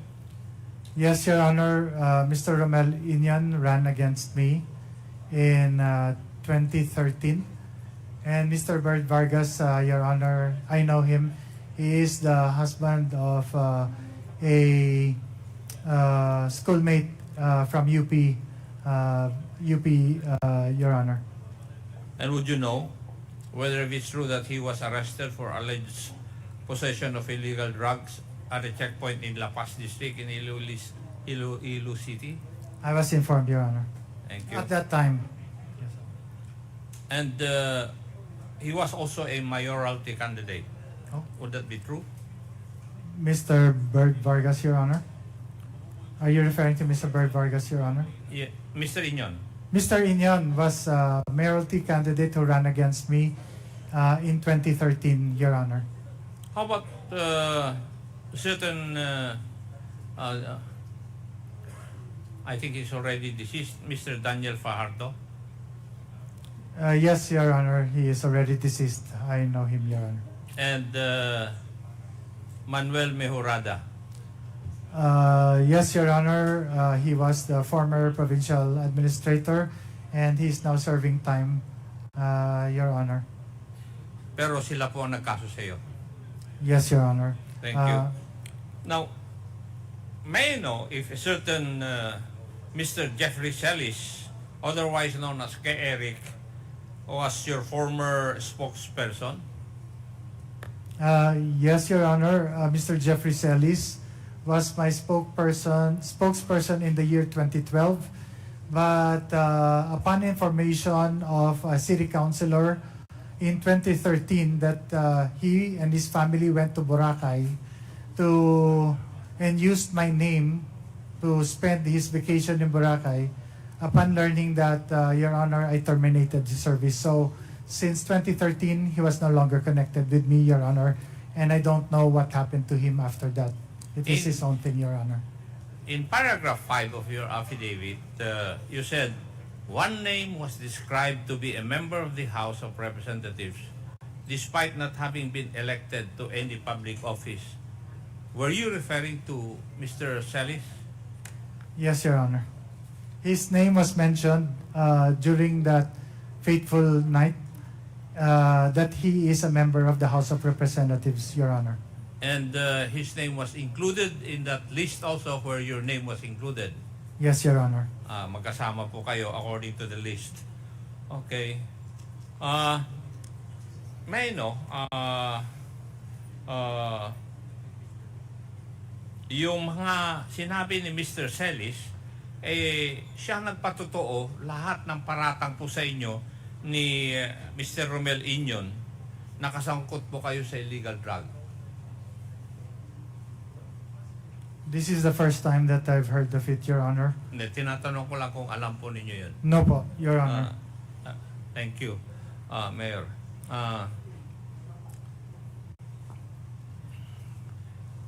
May I know, Mayor, bakit mas naniwala po kayo doon sa general na hindi nyo mabanggit ang pangalan kaysa doon sa salita ni Chief PNP De La Rosa? Your Honor, at the time when I spoke to PNP Chief De La Rosa, I really believed in him. But after 15 minutes, if you get a call from a general who is close to him, then this destroyed my believing in him. So I did not take the risk, Your Honor. I just believed then on what the other general told me, Your Honor.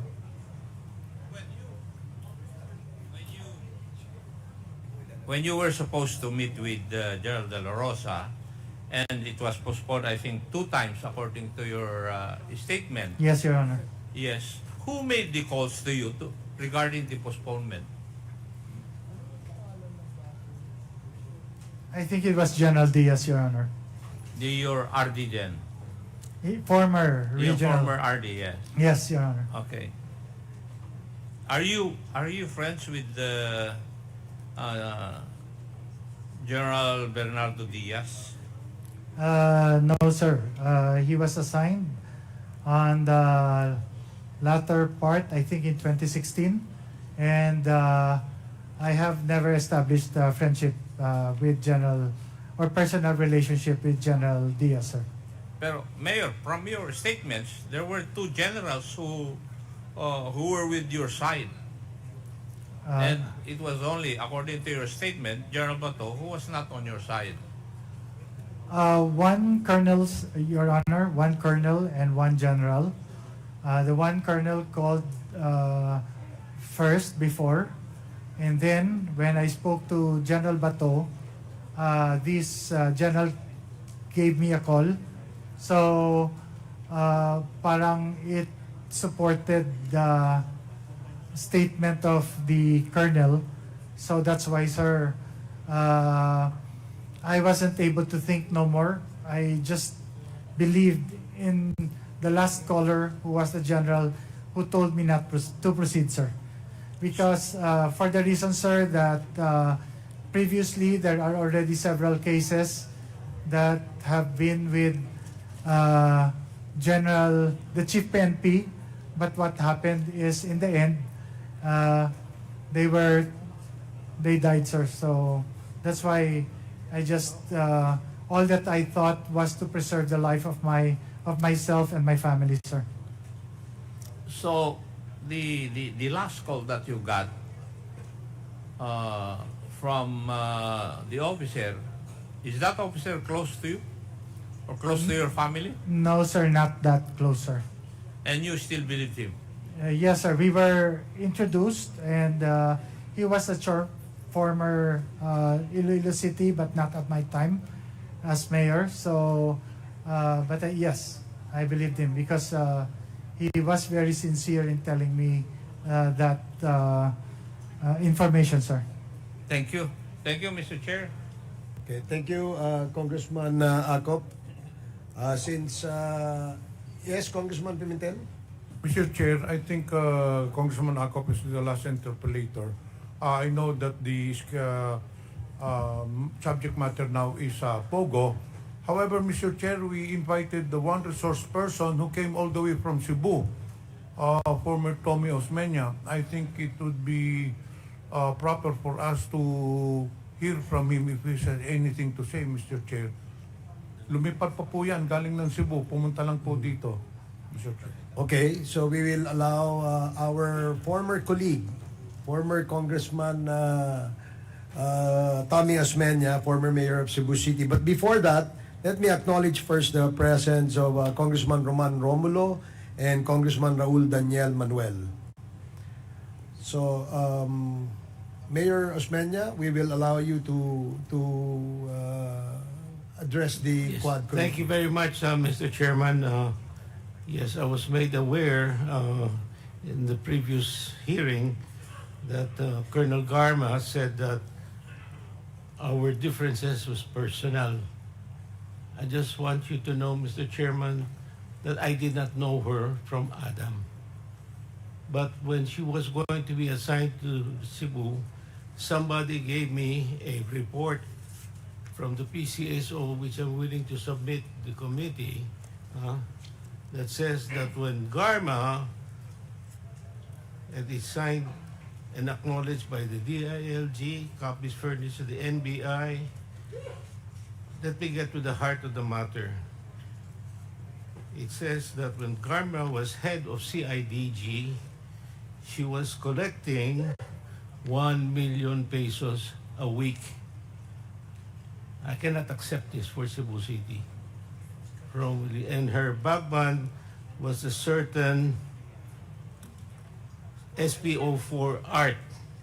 Now it appears that SPO4 Art is not only a lover, he also brought her with him to PCSO. And this letter has been acknowledged by Chief Superintendent Arcasa. I will give all the documents to the committee for validation. Furthermore, I was also like to expose to you because somebody told me, why is the President Duterte against me? And he said it's because of a woman. And the same person also told me, and I happened to put it on print, that she would be appointed to the PCSO. And I have the newspaper clipping on that. While she was still Police Chief of Cebu, I predicted in the newspaper that she would be made PCSO Chief. That shows the reliability of my information. No. So it's not because of politics. is because of a woman. And so unfortunately, so many people have been hurt. Some people have been killed. And there is only so far. I am very happy that this committee is giving us the opportunity to air these things, which you can further investigate. And the next session, when you want to talk about extrajudicial killings, I'd be happy to give you a lot of information. But just to give you a teaser, it's not only drug suspects who were killed. There were policemen who were killed. And there were other people, innocent people who were jailed, jailing students, SK officials, preventing them from voting. These are all documented. The vindictiveness was so strong, and the influence of Colonel Garma was so strong, he was able to convince the ombudsman to suspend me for 1 year because I came to the rescue of 3 poor vendors who were being harassed by the police, and I put them under my custody. Why should they be jailed for minor violation? I was suspended for 1 year, but fortunately, the ombudsman reversed his decision. The decision just came out today. I'm no longer suspended. I'm not even mayor anymore. But this is the kind of situation that many people in Cebu are so relieved that there is a group like this committee who is making them aware, and they're cheering that justice will prevail, and there will be these people. Now you talk about POGOs. I cannot give you definite information about POGOs. I can only give you basically what I suspect. Sometime in May, in 2018, there was a raid in Mega World in Mactan Island, which is outside Cebu City. This unusual thing about this raid was that after 1 week, the CIDG that raided it was a very new commander from Metro Manila, was suspended. And I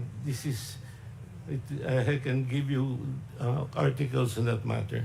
And there is also a very big development in Cebu City today, billions of pesos being spent in a high-rise buildings, and nobody seems to be aware of what's going on.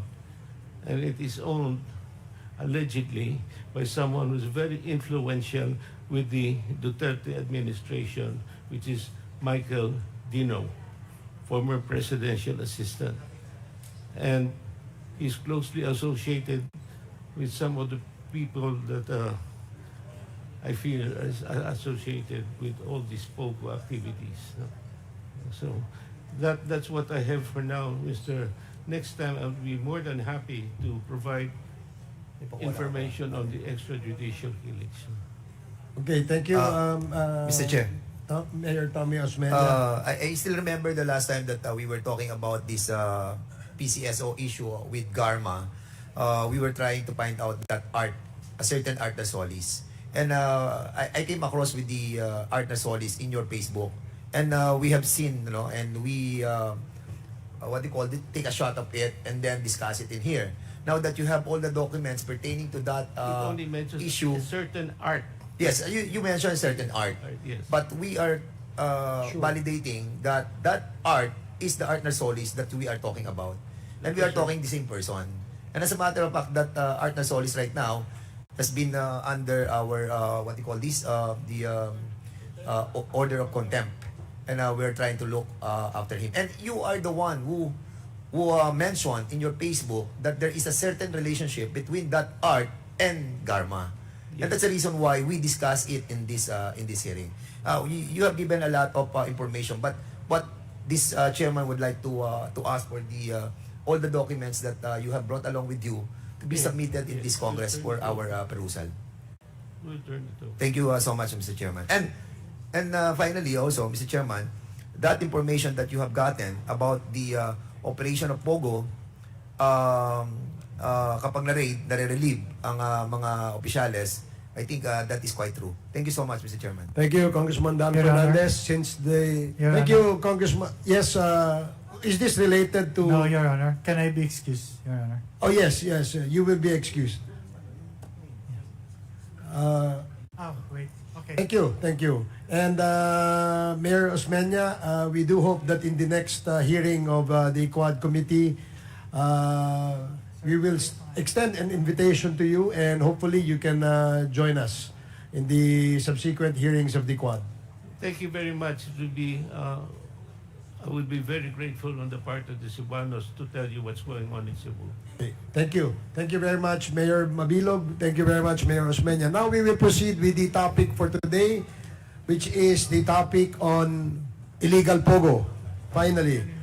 So, bago ang, we have our resource persons na inimbita natin ngayon ay si former Banban Mayor Alice Go, at saka si Mayor of Suwal, Pangasinan, Mayor Kalugay, and Miss Ronaline Baterna, Miss Cassandra Ong. Mayor Go, meron ka bang abogadong kasama? Your Honor, meron po. Pwede, where is the mayor of, where is the lawyer of Miss Alice Go? Can you please enter your appearance before this committee? Good afternoon, Your Honors. Attorney Stephen David, respectfully appearing as counsel for Alice Go, Your Honors. Thank you. Attorney Stephen David. Attorney Stephen David, right? Okay. Si Miss Ronaline Baterna, do you have a lawyer with you? Yes po, Mr. Chair. Siya ba yung dati mong lawyer kasama rito? Iba na po, Mr. Chair. Iba-iba lawyer mo, ha? So, may I ask you to please, where's the lawyer of Ronaline Baterna? Can you please enter your appearance before the committee?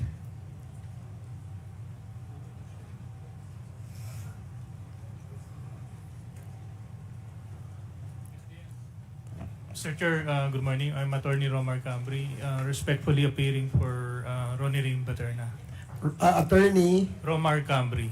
Camria? Cambri. Camri? Attorney Camri. Okay, thank you. Si Miss Cassandra Ong, do you have a lawyer with you? Can we ask your lawyer to please enter your appearance before the committee? Good morning, Your Honor. Attorney Rafael Andrade, respectfully appearing as counsel for Ms. Cassandra Leong. Okay, salamat. What about si Mayor Kalugay? Meron ka bang abogado kasama? Meron po, Mr. Chair. Can we ask your lawyer to please enter your appearance before this committee? Good afternoon, Your Honor. I'm Attorney Gerald M. Velasco, respectfully entering appearance as counsel for Mayor Rizaldo Calugay. Okay, maraming salamat po. Let me remind the councils of our resource persons that your role in this committee hearing is limited only to advising your clients with their legal rights. Okay? Hindi ho kayo pwedeng mag-coach. Kung meron po silang sagot, pabayaan nyo po sila sumagot. And the members would appreciate if our resource persons will cooperate with this committee. So, we have a list of interpelators, no? But bago yan, tanungin ko muna si Miss Cassandra Ong. Miss Cassandra Ong, kamusta ka na? Kamusta na ang iyong health? Good afternoon po, Mr. Chair. Okay lang po. Okay ka na? Yes po, yung Mr. blood Chair. pressure mo, hindi na bumababa? May maintenance naman po. Okay, sige. Kasi yung huli na hearing natin ay medyo nagkaroon kayata ng hypertension, di ba? Kaya hindi tayo natuloy doon sa pagtatanong, no? Kung naalala mo lang na yung huling nandito ka, tinanong kita, no, kung saan ka nag-aral. Yun ulit ang tanong ko sa iyo ngayon. No? Saan ka nag-aral? Sa Pilipinas po. Sa Pilipinas. Opo. Anong school? Chinese school po. Chinese school? Opo. Saan? Sa Binondo. Sa Binondo? Binondo Chinese School. Anong pangalan ng Chinese school? Manila Patriotic, yung last po ba? Ba't marami ka bang pinasukang eskwelahan? Sa elementary muna. Sige, sa elementary. Saan ka nag-aral? Elementary.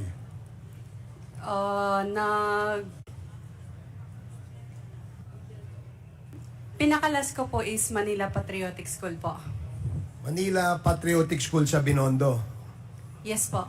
Hindi kasi ako familiar dun sa school na yon. So, maybe Comsec, can we ask yung registration ng Manila Patriotic School na yon? Elementary, doon ka rin ba nag-aral?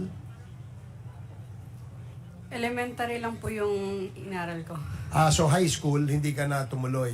Hindi po. Nag-aral ka na sa China? Hindi po. Hindi ka ba nag-aral sa China? Hindi ka. So, dito ka lang sa Pilipinas, elementary lang. Hanggang anong grade? Grade 6?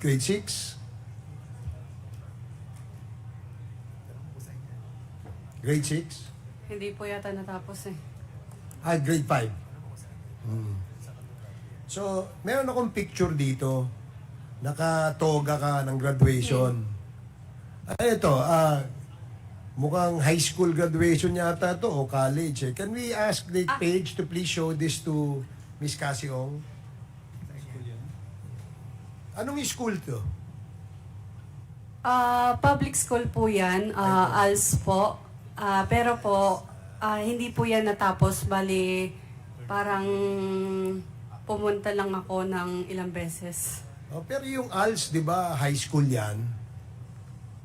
Di ba yung pang high school yung ALS, di ba? Parang,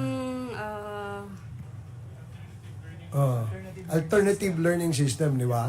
So, meron kang, nakarehistro ka, no, sa DepEd na nag-avail ka ng ALS. hindi ko po sure, Hindi. Mr. Chair. Kasi, paano ka naka-enroll sa ALS kung hindi ka, kasi pag nag-enroll ka, syempre, mariregister yung pangalan mo ron, di ba? Di ba? Opo. Mr. Mr. Chair. Ganda nga ng picture mo rito, graduate ka, Sabi ni Ronaldin Baterna, di ba? Sa sa Manila ito. Di ba ikaw nagsabi noon? Nakala ko si Ronaldin So di ba? High school graduation picture nyo to. So, Sa ALS po yan, Mr. Chair. Tapos, nakipicture lang po ako dyan.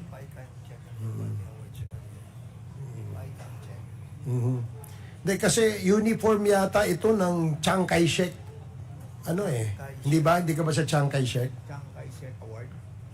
Meron ka pang award dito Merong... So, ito... bakit ka may ganitong picture? Yan. How do we show this? Ayan. Pakita nga kaya. Mr. Chair, in the spirit of generosity, maybe we can share the picture in our LED screens on both sides. Sige, nga. Secretariat, nga. Please. So, sige, habang inaano natin yan,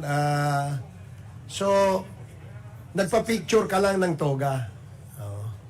Pakisoli daw yung cellphone ni Congressman Fernandez pagkatapos. Baka may mga picture niya, may tinatago kasi siya dyan. Okay. Mr. Chair, I would like to... Mr. Chairman, I refuse to surrender my cellphone. Okay. Because there are a lot of pictures in here that might incriminate myself. Okay, I perfectly understand your situation, Congressman Fernandez. So, And if the resource persons have manifested that this toga that she was using was used not really as a manifestation of her being a graduate of that school, then we tend to believe her. Okay. So, no more taking this picture and be put in that monitor. Mr. Chair, okay. Yes, Congressman Nako. Nung una po, may mga impormasyon si Honorable Fernandez na hindi ko alam Ngayon, ito na naman. May kung si Madam Cassie ang nagpadala sa kanya ng picture na yan. Kasi ikaw ba nagpadala ng picture na yun kay Congressman Fernandez? Hindi po, Mr. Chair. O sige. So, gaya ng tanong ko kanina, nasagot mo naman, sabi mo naman ay elementary, no? Pero yung picture na yun pang high school, nagpa-picture ka lang, di ba?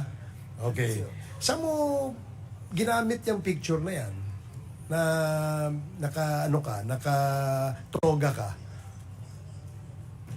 Wala lang, para lang meron ka lang profile pic. Bali po, I think graduation po ng ALS yun. Tapos pumunta lang po ako. Tapos sakto may So sumali ka lang sa picture. Opo. Oo. Tapos, Pero hindi mo natapos yung ALS mo. pumasok lang ako. 2 beses, 3 beses kasi gusto ko lang po i-try. Natatandaan mo yung pangalan ng teacher na napasukan mo? Ma'am Daisy? Daisy. Opo. So wala ka ring teacher na Rubilin ang pangalan? Wala, no? Sige. Okay, sige. Before we proceed, let me acknowledge the presence of Congresswoman Glona Labad-Labad, Congressman Wilter Palma, and of course, Congressman Janice Salimbangon. Welcome to the committee hearing. So, the next to interpolate in the list, for those of you who have not signified their intention to propound question to our resource persons, please ask the committee secretary so that you will be listed in the list. So ang unang magtatanong ay ang ating Congresswoman Jinky Luistro. You are recognized. Thank you, Mr. Chair. I wish to address my questions to Alice Goo. Ma'am, pwede po bang malaman yung totoong pangalan ninyo? Your Honor, ang pangalan ko po Alice Lialgo. Alice Lialgo. Would it be okay with you kung tawagin kitang Alice? Yes po, Your Honor. Alice, before ka na naging mayor ng Banban, gaano katagal ka nang nakatira sa Bamban?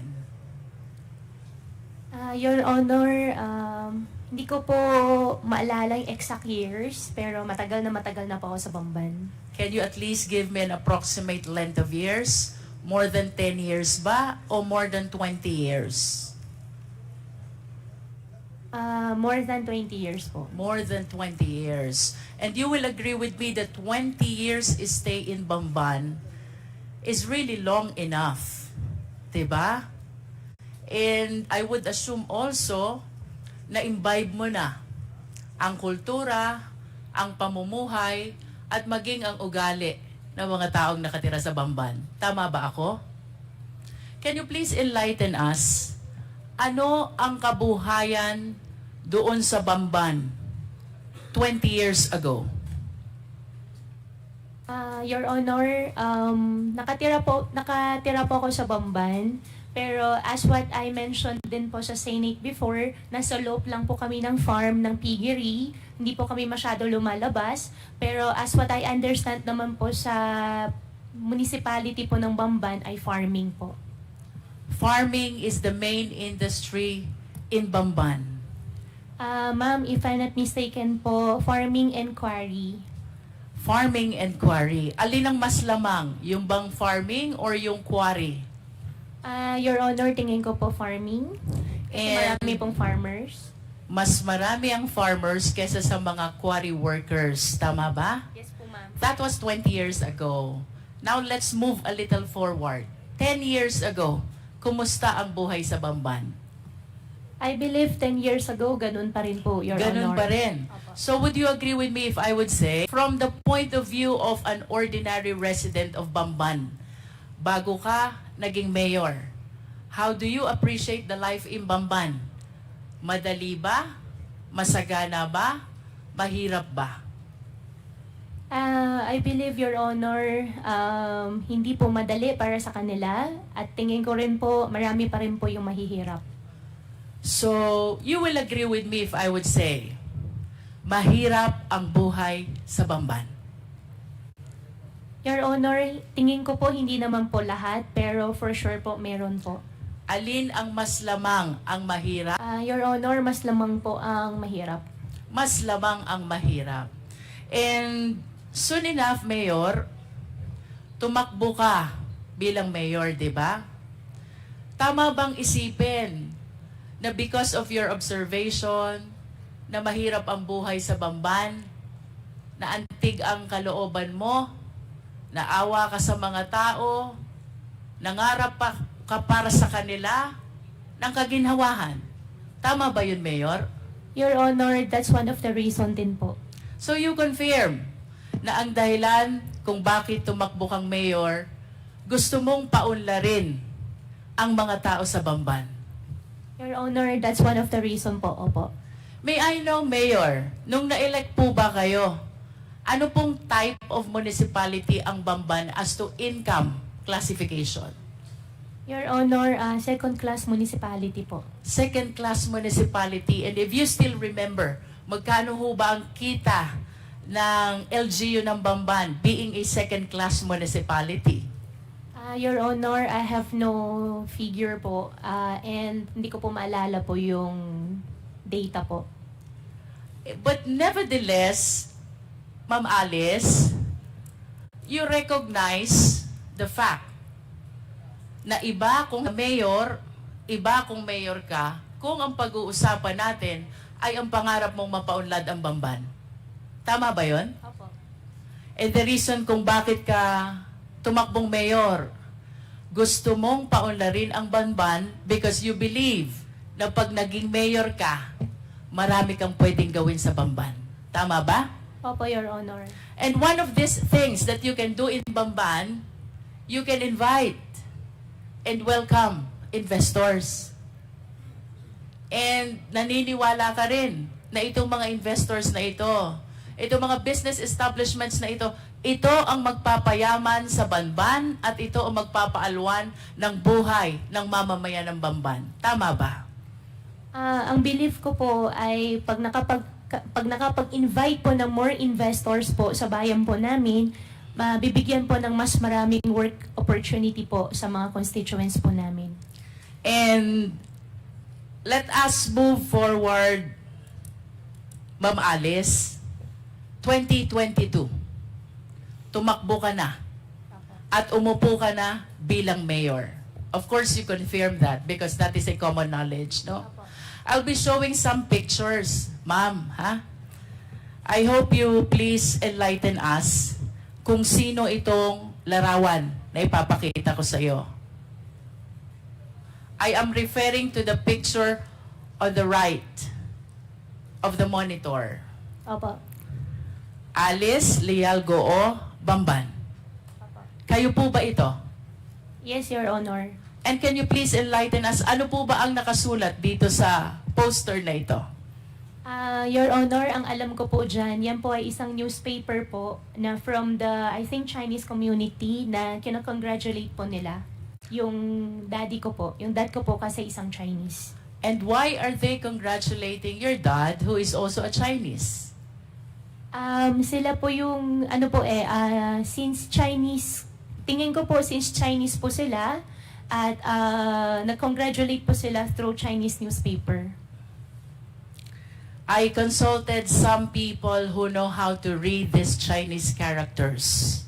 And according to them, the exact translation of these characters goes like this. Congratulations to the first Chinese mayor, Alice Leal Goo of Bamban. Ma'am, wala pong ganun nakalagay. Okay. Can we proceed to the next picture?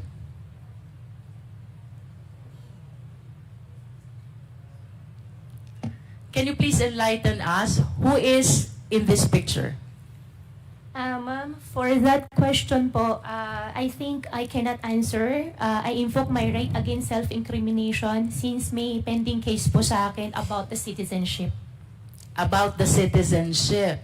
But would you agree with me if I would say, kamukha mo yung nasa picture? Ma'am, I will not confirm po. Let us proceed to the third picture.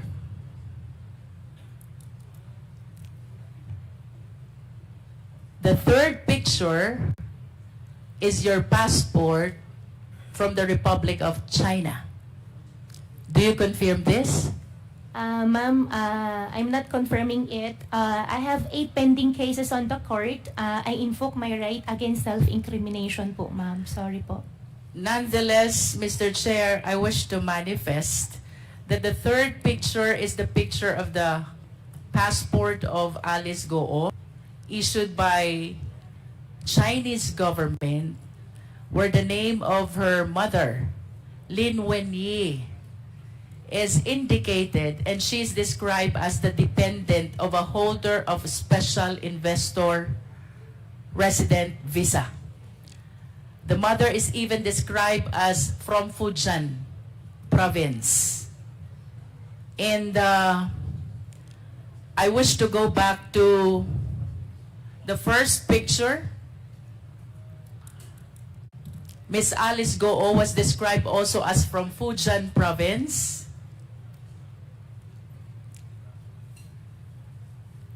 And I understand that Miss Alice Goo acknowledged only the first slide and refused to identify the second and the third slide.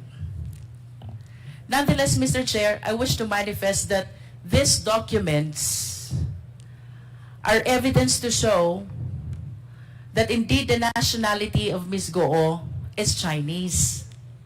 Nonetheless, Mr. Chair, in order to realize her intention, run to a public position, bring growth and prosperity to the municipality of Bamban, including the people who lives thereat, Miss Alice Goo allowed, if not she's the one who purposely caused the same, the late registration of his birth, and even the application of her Philippine passport. I understand, Mr. Chair, that the right to run to a public office is a right which is exclusive to Filipino citizens.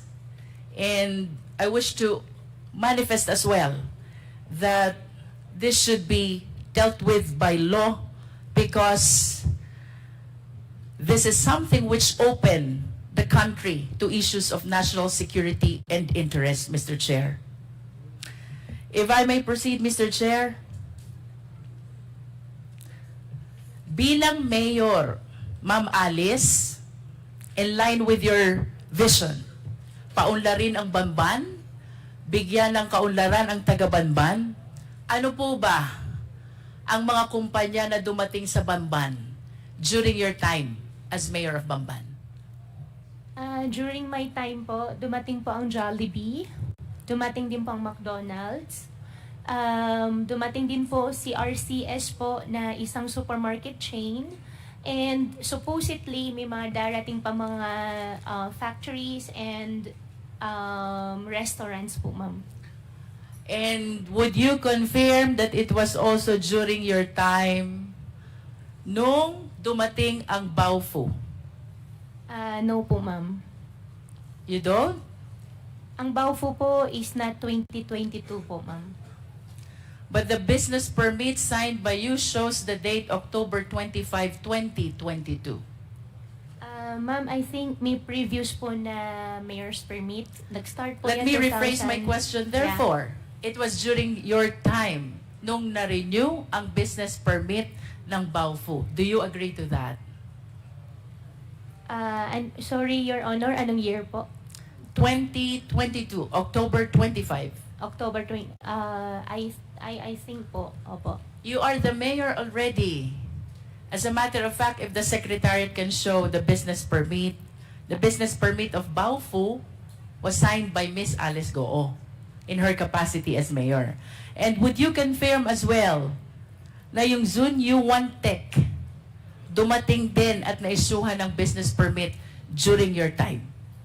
Your Honor, I issued the mayor's permit for Zunyu 1 because meron po silang pack-car license po na pinakita po sa amin. May we direct the resource speaker, Mr. Chair, to limit her answer to the question.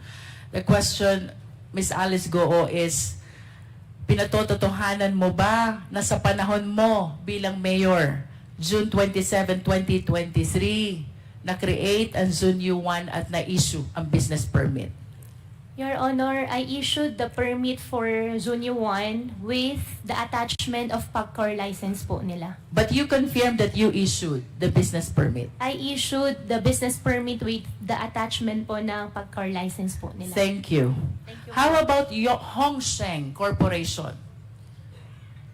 When was this established? Your Honor, for Hongsheng, I'm not sure with the exact date po. And you will agree with me also that during the Senate hearing, etong tatlong kumpanyang ito, whenever you are being interpolated, palaging nababanggit. Yes po. Tama ba? Yes po. Can you enlighten us? Ano po ba ang naging koneksyon, partisipasyon nyo dito sa tatlong kumpanyang ito kung bakit parating nababanggit ang mga kumpanya na to? Your Honor, I think 2018 or earlier, hindi lang po talaga ako sure sa exact year, the land of the Baofu belongs to me. And I sold... What year is that, Miss Alice? Your Honor, 2018 or 19. 2018. You are the owner of the land of Baofu. Of the land. 2018. Yeah, 18 or 19. You are not yet the mayor. I'm not yet the mayor. Okay. In 2021, I divest the entire property to the corporation po. And can you please cite the exact date when you divested yourself of your interest in Baofu? 2021. September 21, 2021. I believe so po, ma'am. And that is 7 days before you filed your certificate of candidacy for mayor of Bamban. Okay. What therefore is the significance of your ownership of this land with respect to Baofu, Hongsheng, and Sunyuan? Ano pong kahalagahan ng pag-aari nyo? Your Honor, after year 2021, I owned the land before year 2021. After year 2021, wala na po ako pag-aari. Hongsheng, I don't belong. Zunyuan, I don't belong din po. What therefore is the connection of Baofu with Hongsheng? Baofu and Hongsheng, as what I understand, Baofu is the property owner and Hongsheng is the licensee po. How about Baofu and Zunyuan? Baofu and Zunyuan, I think, if I'm not mistaken, the documents they showed us is Zunyuan leased the partial, I think 3 floors of Baofu. I think we have the contract of it. In other words, Miss Alice, even the buildings which are erected on the lands are owned by Baofu? Tama ba yun? Your Honor, I think I'm not the right person to answer, but as what I understand po, from the documents we get from Zunyo 1 before, yes po. You mentioned earlier sometime in 2018 to 2019, ikaw ang may-ari ng lupa. Yes, ma'am. Then sometime thereafter, nilipat mo sa Baofu.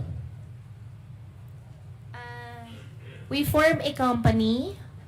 Ang pinaka-share ko is the property. Ang usapan po namin... What is the name of the company? Baofu. Baofu. Yeah. And when the initial plan was housing. However, nung ang usapan ay maglalabas na ako ng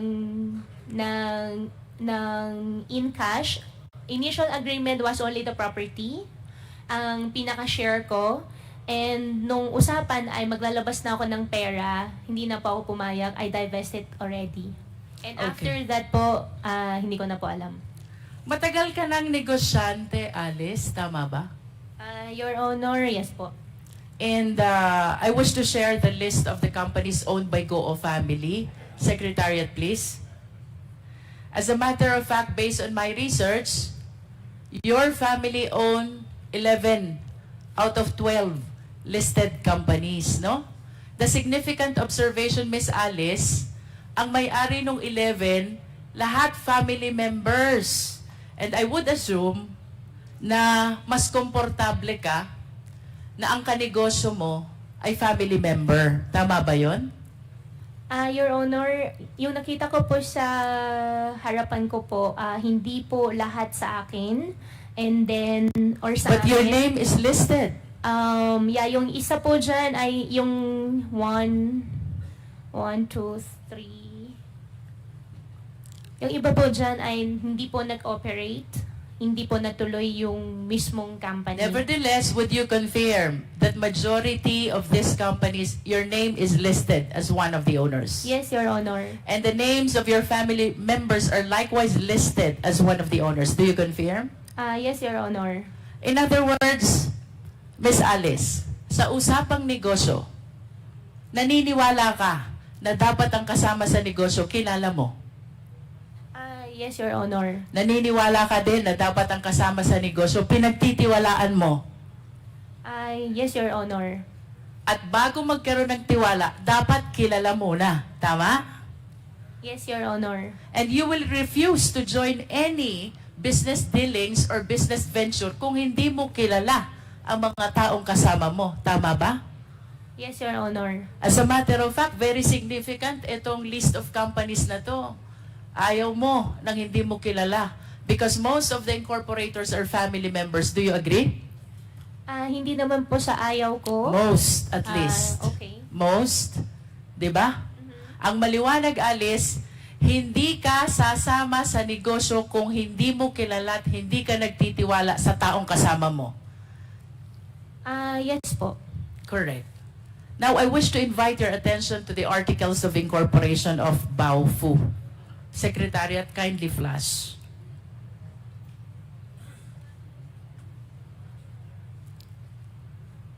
Nakikilala mo ba itong dokumentong ito? Yes po, Your Honor. This is the Articles of Incorporation of Baofu, Yes, correct? Yes po. How about the signature across your name? Do you acknowledge that that belongs to you?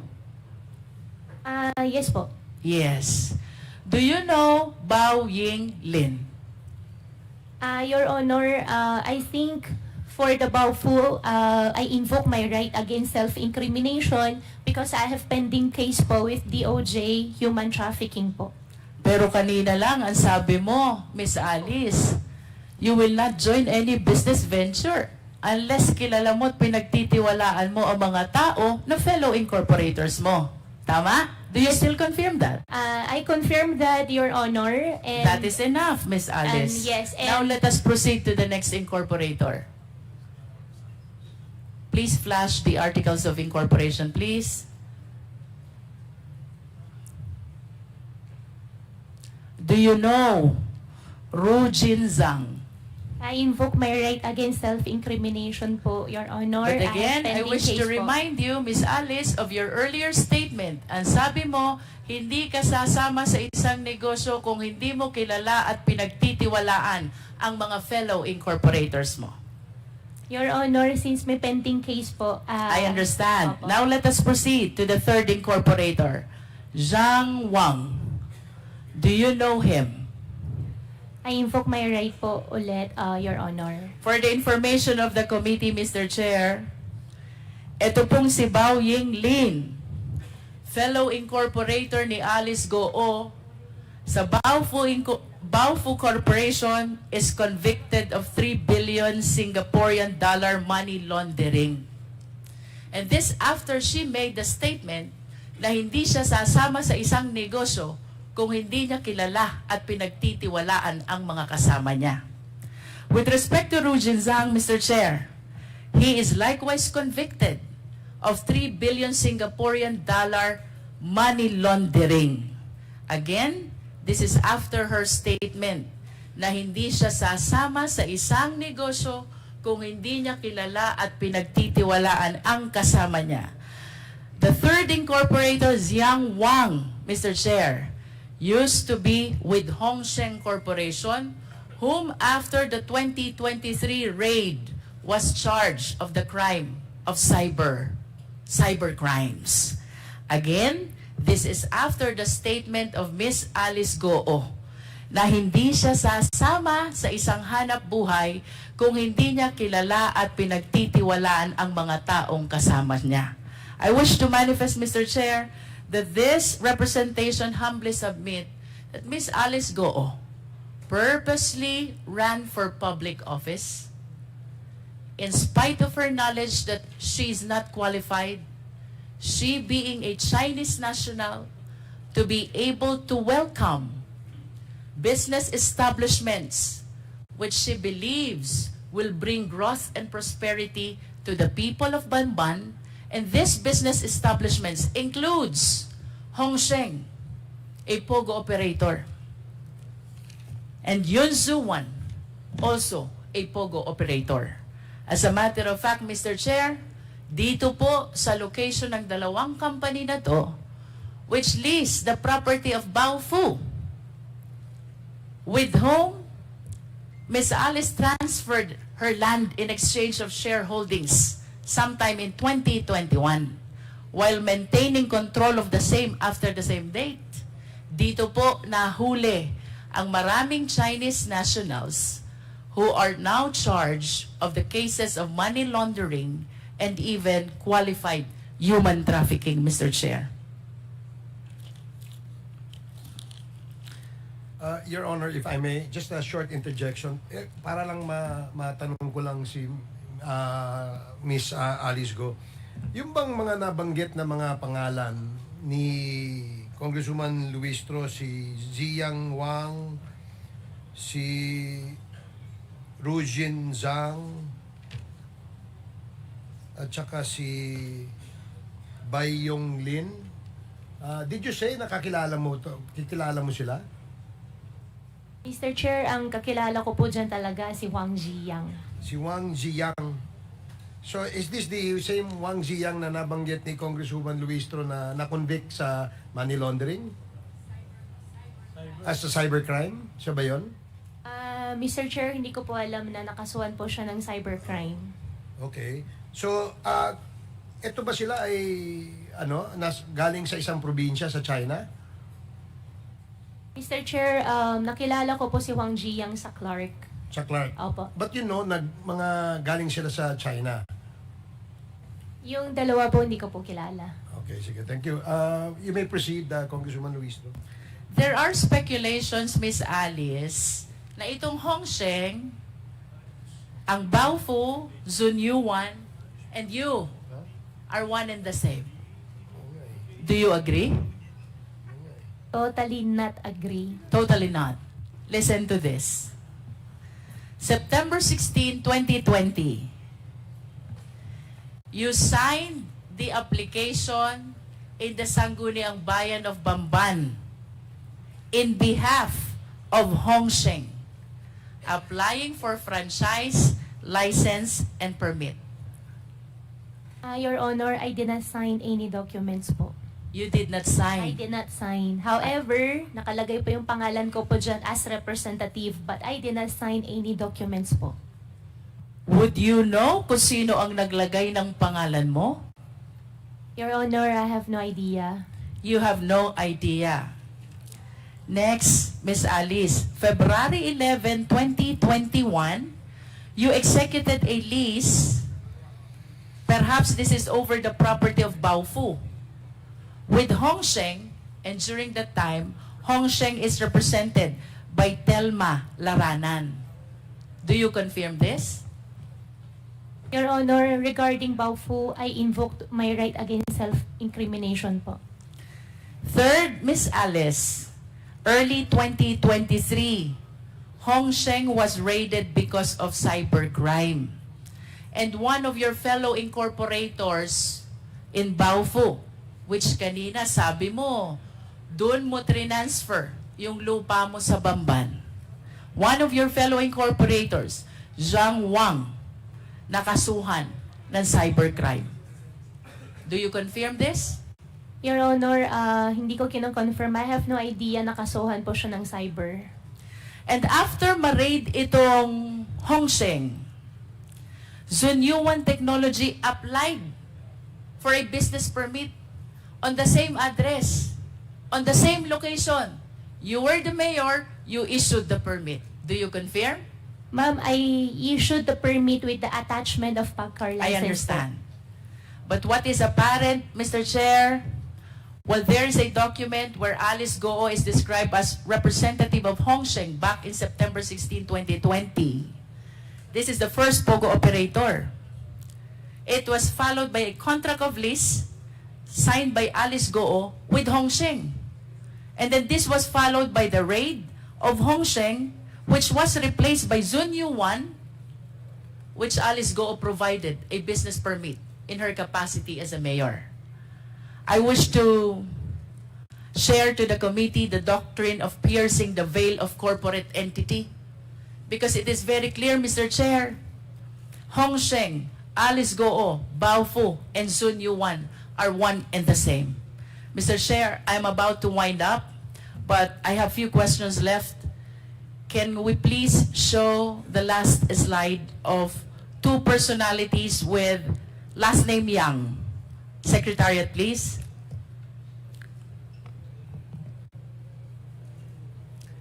Alice, kilala mo ba to? Your Honor, hindi po. Can we flash the next picture? How about this picture? Your Honor, hindi po. Hindi ko rin po nakita, hindi ko po siya kilala. The first picture is Michael Yang, and the second picture is Hong Jang Yang. My question for you, bakit may joint account si Hong Jang Yang, kapatid ni Michael Yang, at si Yu Zeng Kan, na manager ng Hongsheng? Your Honor, hindi ko po alam yun. To wind up, Mr. Chair, I wish to make a very short manifestation. This representation might sound repetitive already, but it is apparent that this long chain of perpetration of the crime started with the abuse in the late registration of birth. Ms. Alice Goo was able to procure a birth certificate from the Philippines and even the Philippine passport, which paved the avenue for her to run to a public office. I urge the House, let us strengthen our rules, because if the loose rules on Filipino citizenship, including the rights attached to it, which must be exclusive to Filipino nationals, then we will be at the behest of the perpetrators of illegal activity. To add, Mr. Chair, the fictitious birth certificate even paved way to solicit identification cards from different government offices. That includes the DFA, the BIR, the LTO, and the similar government offices, Mr. Chair.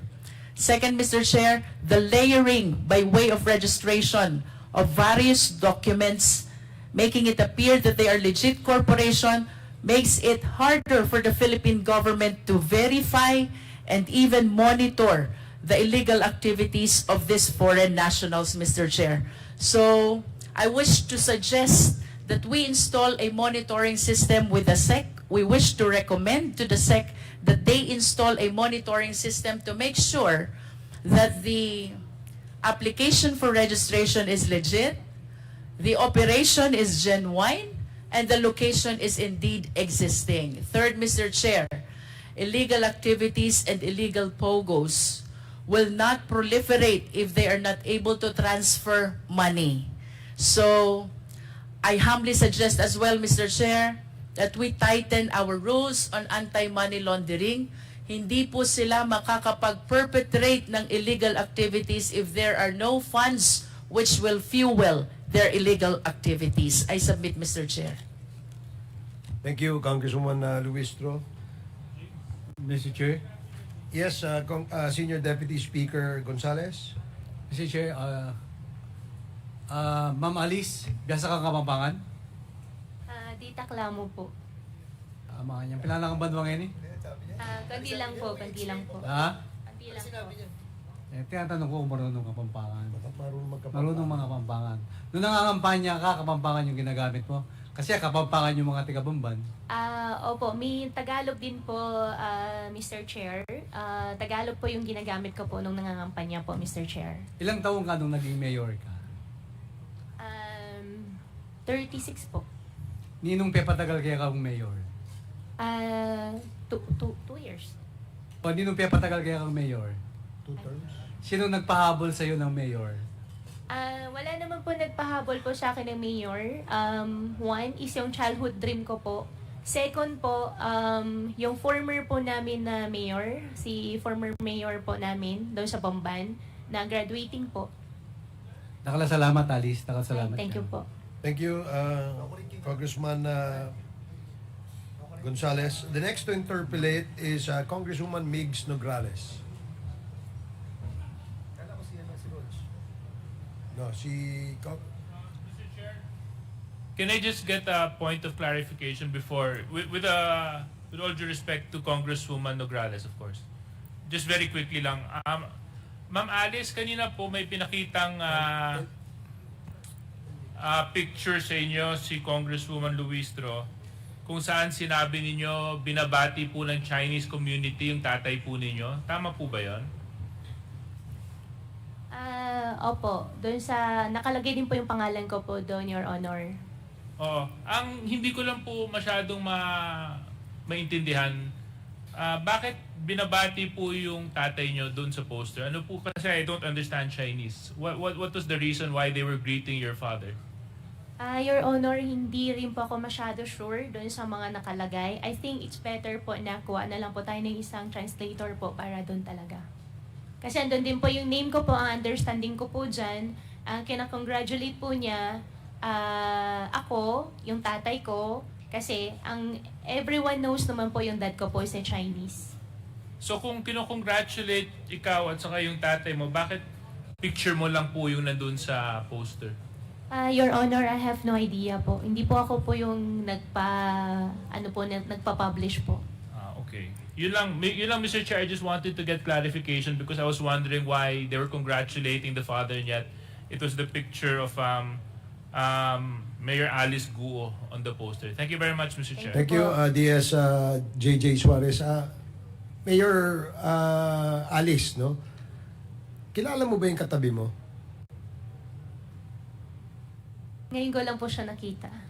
Yung katabi ng katabi mo, kakilala mo? Opo, si Cassie. Magkaibigan kayo? Consider. Sabi niya kasi, nung huling hearing, boyfriend niya yung kapatid mo. Tama ba? Yun po yung deklarasyon po nila. So, boyfriend nga niya. Opo, kasi yun po yung sinasabi po din nila sa akin. So, ikaw, hindi mo ba nakikita na malagkit ang tinginan nila, ganon? Wala ka ba nakikitang ganon? Ha? Hindi.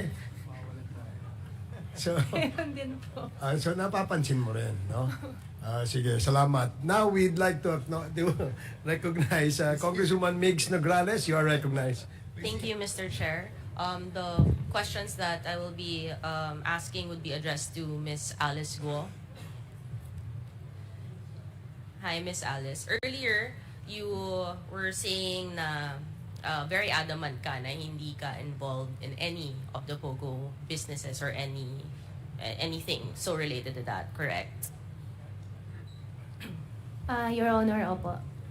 And you did an interview na maraming nakakita with Karen Davila last May 2024, correct? Yes po, Your Honor. At doon kunento mo yung simple mong buhay, yung income mo, farming lang, lumaki ka sa pinalaki ka ng tatay mo, and very personal information, correct? Yes po, ma'am. And you mentioned the only connection na meron ka with Hongshen is because you bought land at ikaw ang translator. Hongsheng po ba, Your Honor? Yes, Hongsheng. Hongsheng, opo. That time po, nag-translate lang po ako for them, and that time, I am part of the land po ni Hongsheng. That time. So after that... Sorry. Land po ni Baofu. Pakiulit. Part ka ng land which... Nakukonfuse ka na ata eh. Opo, Baofu. Baofu is a land development company. And before po ako nag-divest, I think 2021.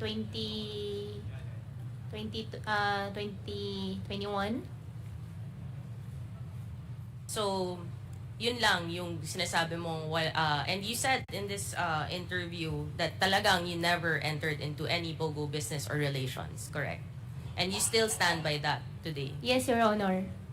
And kanina pinakita ni Congresswoman Luistro yung mga corporations, no, na your family has been involved in. I think, can we show the list of the corporations again, please, Secretariat? Ito, so mga 12 po yan. And most of that, family members mo, as you mentioned earlier, kasi dapat trusted ang mga nandyan that you work with these corporations, correct? Yes, Your Honor. So, sa simple mong buhay, sa farming, from 2009 to 2023, you were able to do 12 corporations, build 12 corporations. Your Honor, yung iba po dyan ay hindi operating. Yung iba naman po dyan nag-start 2010, 2009 pala, to be exact, si QJJ Farm. So from 2009 pa po yan at hindi po siya lahat operating po, Your Honor. Okay, you mentioned QJJ Farm. Ito yung pig farm mo. And 2009, you incorporated this kasama ng mga pamilya mo, correct? For the company po, Your Honor, I'm so sorry. I invoke my right against self-incrimination because I have 8 pending cases po on the court, including AMLAC. Pakita na lang natin yung list na lang ng incorporators of QJJ Farm. This is a public document anyway. Secretariat, can we please show? So this is you, a certain Sheila Guo, certain Seaman Guo, which is Wesley Guo, tama po ba? Ma'am, for the business po, I invoke my right against self-incrimination po. And then itong si Lin Wenyi, inamin naman po, ito yung girlfriend ng tatay ni Miss Alice na si Jian Zong Guo. And this was 2009. And are you still involved with QJJ Farm? Ma'am, for all the businesses po, I invoke my right against self-incrimination po. Okay. Meron naman din tayong document, yung GIS, which is a public document ng 2023 na starting 2023, lahat po involved pa rin. Yung family niya, Sheila Guo, Seaman Lee Guo, Jian Guo, Lin Wenyi.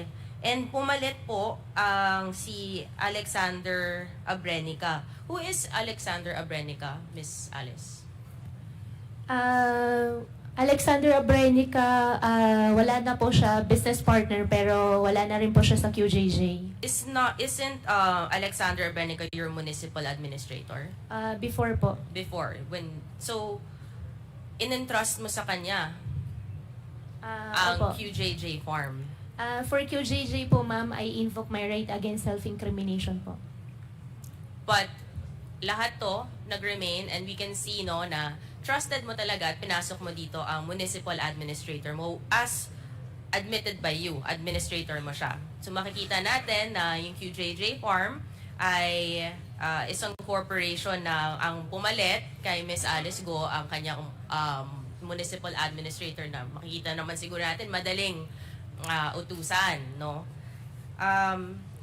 So, basically, by 2023, dahil wala ka na sa QJJ Farm, ay hindi mo na pwedeng magamit ang pangalan ng QJJ Farm, anything that has to be linked to you, correct?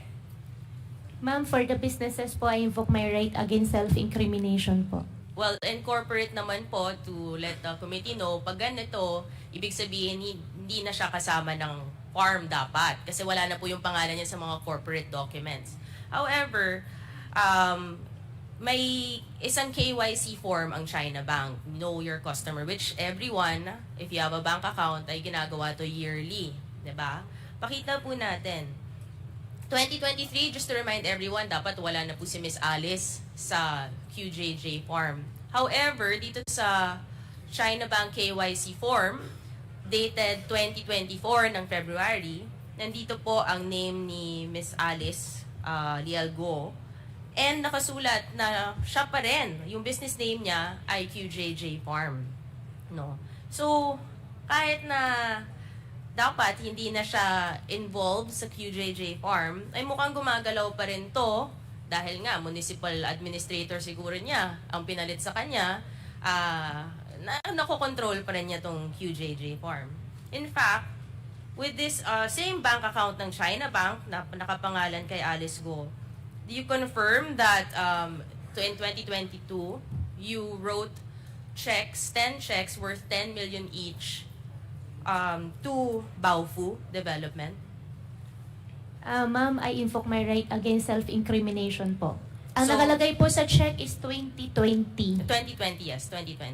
Still po, I invoke my right against self-incrimination po, ma'am. But that is your signature. Ma'am, I invoke my right against self-incrimination We have po. documents naman to show that that is the signature, and this is the bank account of Miss Alice Go. So nakaka-alarm na very simple na tao na farming ang kanyang business, and nakapag-issue ng 10 checks na 10 million each, no, si Miss Alice to Baofu Land Development. You have another business called Q Seed Genetics Inc., correct? Ma'am, for all the businesses po, I invoke my right po. Okay. And the same, since public document naman to, it's almost the same as you can see, Mr. Chair, and to the members, no, na still it's the same people involved, which is also the same, na halos the same nakita natin sa 12 corporations earlier, as we've seen. For this one, sa QC, makikita na naman natin sa KYC documents, no, na siya rin ang nag-apply for the bank account. Miss Alice, correct?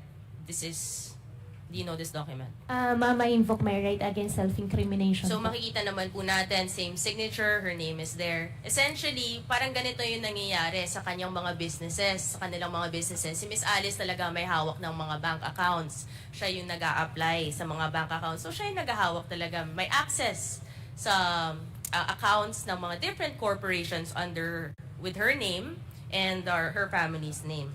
Let's go to Baofu, no?